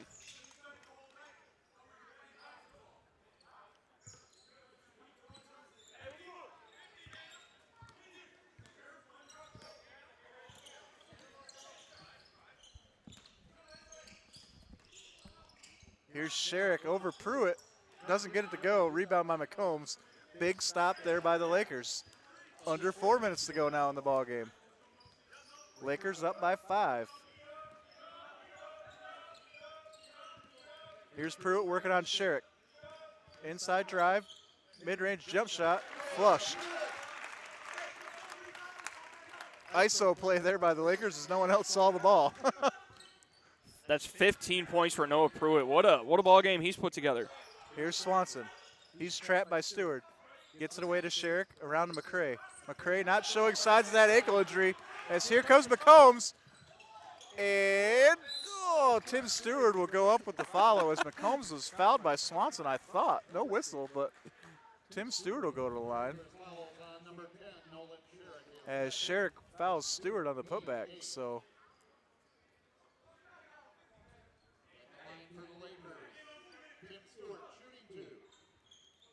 Kind of an unlucky play there if you're Mekhi McCombs. It really was. 'Cause, I mean, he just kind of launched up a shot. Honestly, I thought it was going to be kind of looked like a trick shot. And Stewart's first will be well short, just off the front of the rim. You know the trick shot that you get like 3 or 4 buddies and everybody just throws it off the backboard to one another, and then someone ends it with a dunk. I thought that was going to be that kind of play. And Stewart flushes the second one. I was going to ask you talking about a dunk contest? Yeah, on a Little Tykes mini hoop for me, sure. There you go. A dorm room basketball hoop. Yeah, you know, I've got one. Springfield drive. And Hungerford's going to get the charge call, and that's going to be another huge defensive stop by the Lakers. Defense ringing true for both teams tonight, really, but really huge here in this men's game. It really is. I mean, now Mid's starting to put it together on both sides. And I'm anxious to see what Caleb House thinks about his team's performance this afternoon. Subtle plug for the post-game show, but. Here's Stewart, and he'll get that finish. I wonder how much of this has to do with like what Caleb House saying in the last game. They're not mathematically eliminated, but they might just be eliminated. Maybe they're playing now with nothing to lose, and this is the effort we get as Thomas will get that finish, but he's still down, and he's slow to get up. He landed rough on his lower back. He's up under his own power, but he is in a lot of pain. As Thomas hits the deck hard there. So we'll get an Ancilla timeout. It's a 30-second timeout. So, yeah, what's the Laker defense doing right here against this Ancilla team that scores 100 points a game, then they're going to be well short tonight? Well, the defense for Mid just kind of keeps going with that double team on the guards and collapsing to the basket when there's a drive. And no, it's not perfect. Obviously, you know, you're still, I mean, Thomas has somewhere around in the realm of 20. I can't do quick math. Yes, I can. Yeah, he's got 20 points, but that collapse to the basket in that restricted area. No, you're not going to draw a charge, but you're going to wreak havoc and make guys make circus shots like the one we just saw. And it's very, very seldom those go in. And that was a quick 5 seconds there. That was a very fast 5 seconds. So that's a turnover. That could prove to be big. This could be a 4-point trip for Ancilla if it can get another bucket. Yeah, Laker lead is 8. Here's Swanson. Kicks out Springfield around to Thomas. Thomas trapped immediately by McCombs there on the help defense. Thomas still looking to penetrate the defense. He's going to try driving again. Takes a wild shot. Wow. Gets the finish. What a shot by Kalen Thomas over 2. Hungerford and McCombs there on defense for that shot. Here's Pruitt now. 6-point Laker advantage, just over 2 to go. I apologize. Thomas now has 20 points with that last make. But see, that's a 4-point possession off a turnover, off of the 5-second violation. Here's Pruitt. Turnaround jump shot in the lane, gets that to go. Here's Swanson with speed. Goes inside and loses Nice the ball. deflection. Here's Pruitt, covered by Barnes. So the big guarded the point guard the whole length of the floor here late. Pruitt gets around him, goes to the lane. Oh, my! a scoop shot for Noah Pruitt. Oh my goodness. 19 for Noah Pruitt. What a shot. 10-point lead for the Lakers. Just over a minute to go as McCombs will get another big rebound. Loose on the floor, and Thomas will pick it up.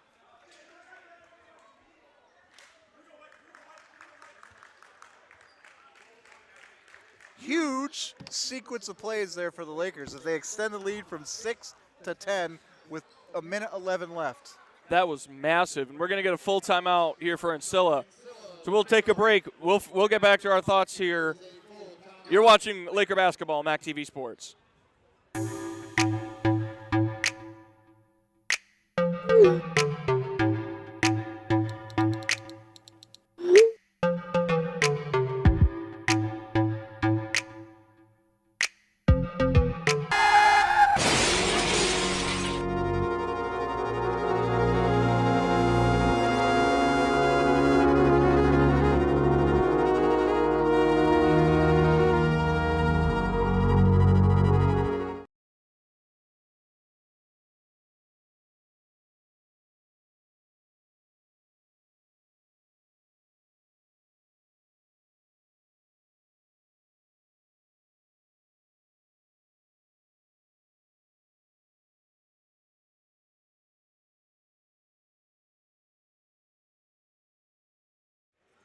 Welcome back to Maury Courts. 10-point lead in favor of the Lakers. 1 minute, 11 seconds to go against the Ancilla Chargers. Ancilla, Rico Swanson to inbound underneath their own basket here.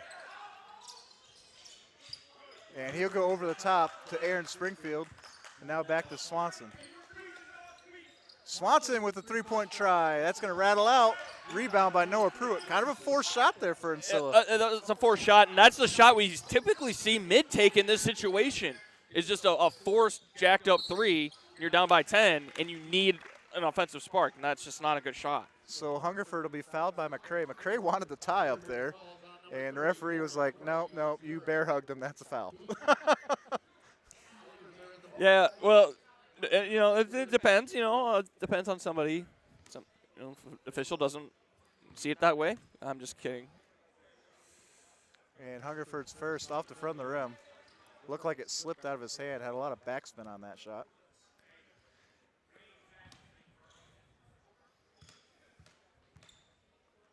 And the second is good.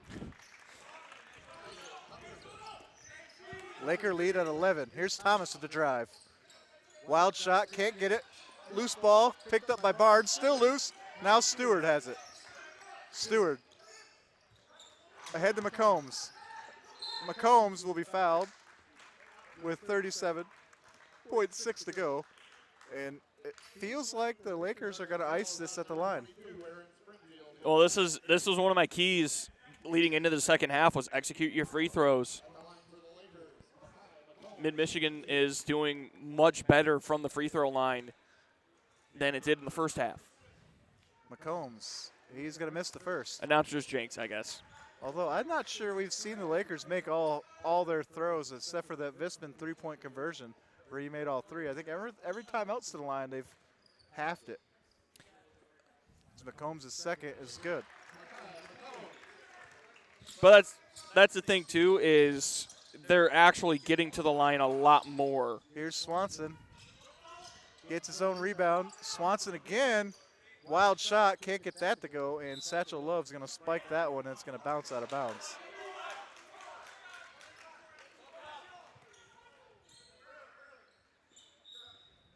Lakers with a 12-point lead here, 24 seconds to go. In the Barnes. Barnes, quick shot, rebound by Satchel Love, over to Tim Stewart, over to Noah Pruitt, and it looks like Ancilla is content to let this clock roll And this should be a 12-point Laker victory here against a really strong Ancilla College team. That, watching Noah Pruitt just run down the floor, he's got the biggest smile on his face. These guys are smiling. These guys are happy. There's the final buzzer. Some excitement with the Lakers. Mid-Michigan improves to 8-16 overall, 3-11 in conference play, while Ancilla falls to 12-7 overall, 8-5 in conference play. The Chargers are on the road at Kalamazoo Valley Monday at 7:30. The Lakers are on the road at Lansing on Wednesday, also at 7:30. Back here Saturday against Glen Oaks for Sophomore Day. We'll have that for you live on MAC TV Sports. And as we've mentioned before, we'll have Coach Caleb House here to chat with us on the Laker postgame show, so make sure you stick around for that. But other than that, what a ball game this turned out to be. 72-60 final. Yeah, final thoughts for me was Laker defense, man. And then they were able to hold on at the end, which we've seen them have trouble with as well. So clutch down the stretch and just a real good defense tonight. 40 points underneath an average for a team that's been putting 100 on teams regularly this year. And with all the alumni back in town, they're all celebrating with the current team and Coach Caleb House. And the alumni know how big of a win this is because Ancilla has perennially been one of the best teams, not only in the conference, but in the country, in Division II.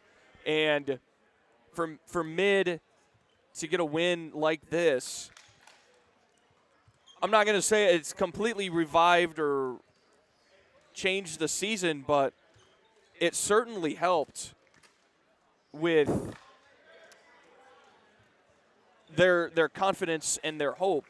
And I think that's the biggest thing is you saw a very confident Mid-Michigan basketball team this afternoon. And the Lakers get the sweep over the Chargers. Yeah, so big sweep today. We'll see you next Saturday, as Austin said. Stick around, though. We will be back with Coach House.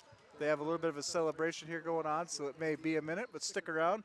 I'm sure you'll want to hear what he has to say.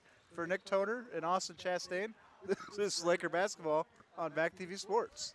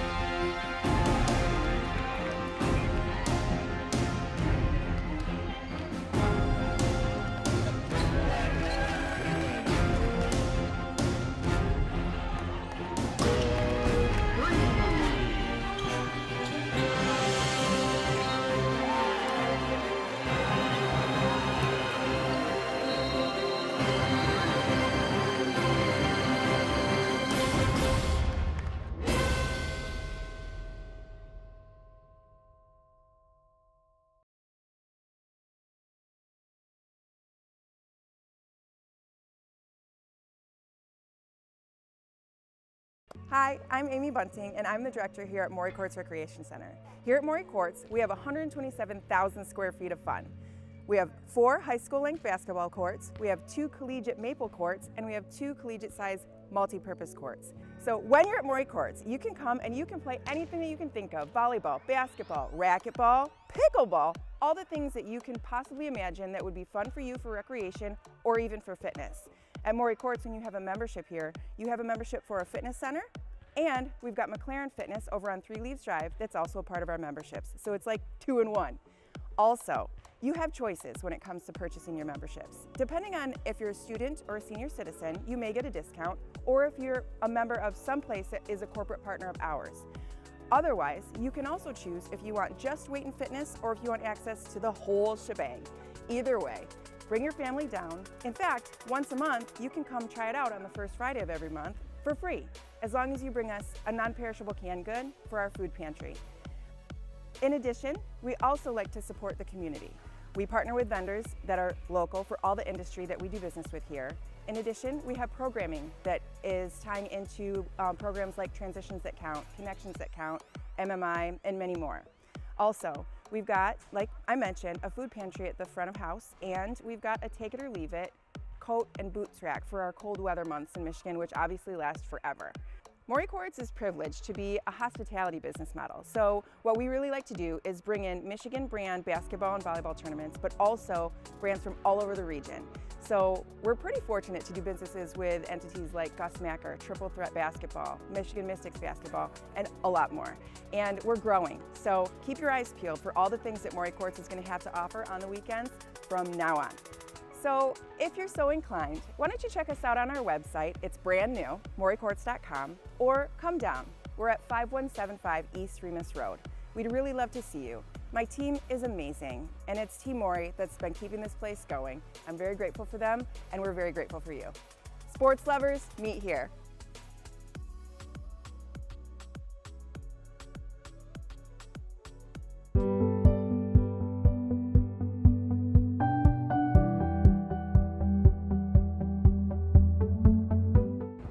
Hello, my name is Judy. Amy. Jillian. Amy. It's Dawn. Recently, we joined friends, family, students, community members, and fellow MID employees to engage in a lifelong learning class. Our topic of choice was American Sign Language. MID offers a wide variety of lifelong learning classes, including dog training, arts and crafts, photography and outdoors, financial planning, and many, many more. We hope to see you in class soon. Want to find more information? Check our website, www.midmish.edu. Thank you.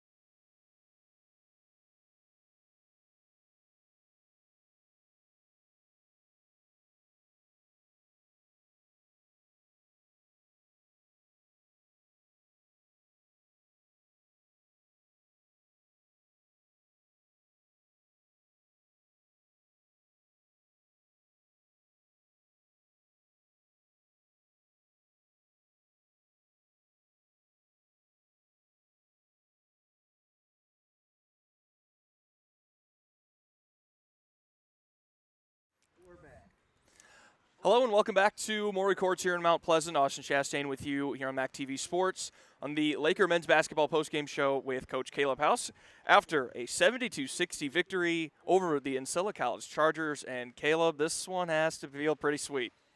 What a different feeling from 4 nights ago. You know, they're a great team, they're a great program, and that's what makes this even sweeter. So respect to them for what they've accomplished over the years. We'd never beaten them here. We beat them once down at their place back in 16-17.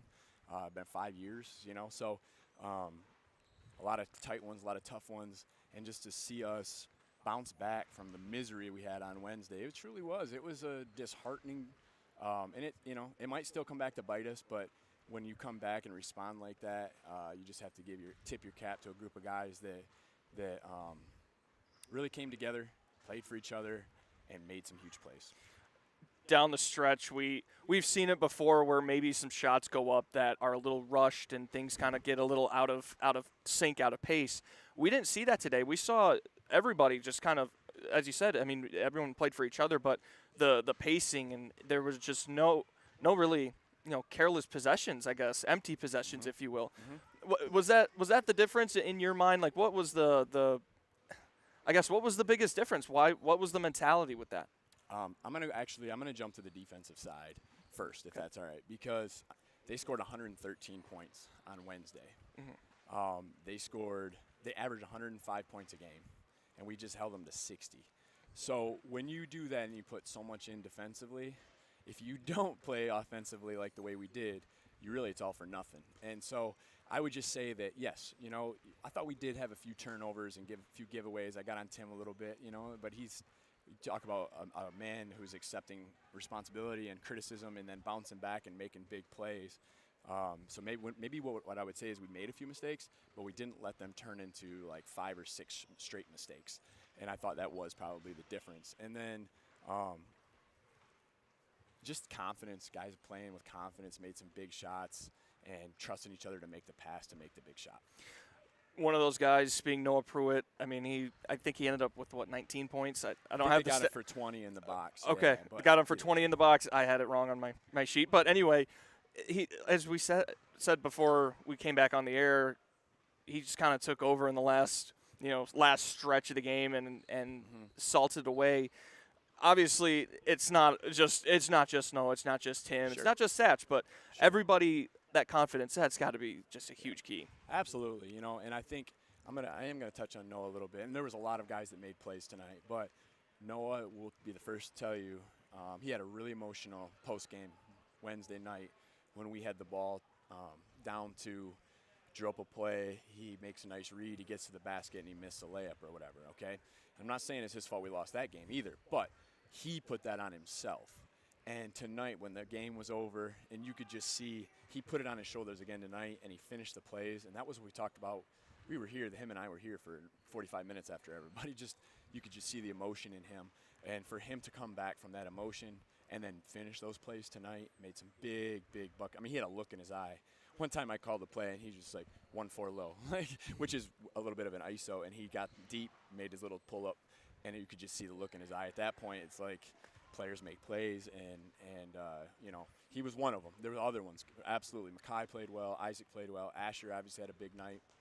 Satchel down the stretch, finishing the lob at the end of the shot clock. I thought that was kind of a big momentum changer, 3-point game, 4 minutes to go, could go either way. That's the one we kind of let it slip away sometimes. We have this year, that play, then they turn it over. So I could go all night, man. It's all fresh in my mind. I'm truly proud of our effort. I'm proud of our execution, and I'm proud of our defensive execution as well. And credit to our coaching staff. A lot of film was watched since Monday. Coach Dyer wasn't able to be here tonight. He's homesick with the flu, but we wish him well. But he was instrumental in our game plan. Coach Artis was phenomenal. Coach Shunk, as always. So awesome. It moves you guys to 8-16, 3-11 in conference play. Not mathematically out of it. 4 games left, and correct me if I'm wrong. It's the top 8 that get into the tournament, right? It is 7. 7. It is okay, 7. But anyway, you're only now at this point. Obviously, we don't know how the other games went down, but by what I just saw in the standings, you're only 1 game out of it. Yeah. You're right there. 4 games to go. What's on the drawing board? And 3 of them are on the road, but What's on the drawing they're board for very the winnable games? right? You know, they're teams that we were playing down the stretch with every time.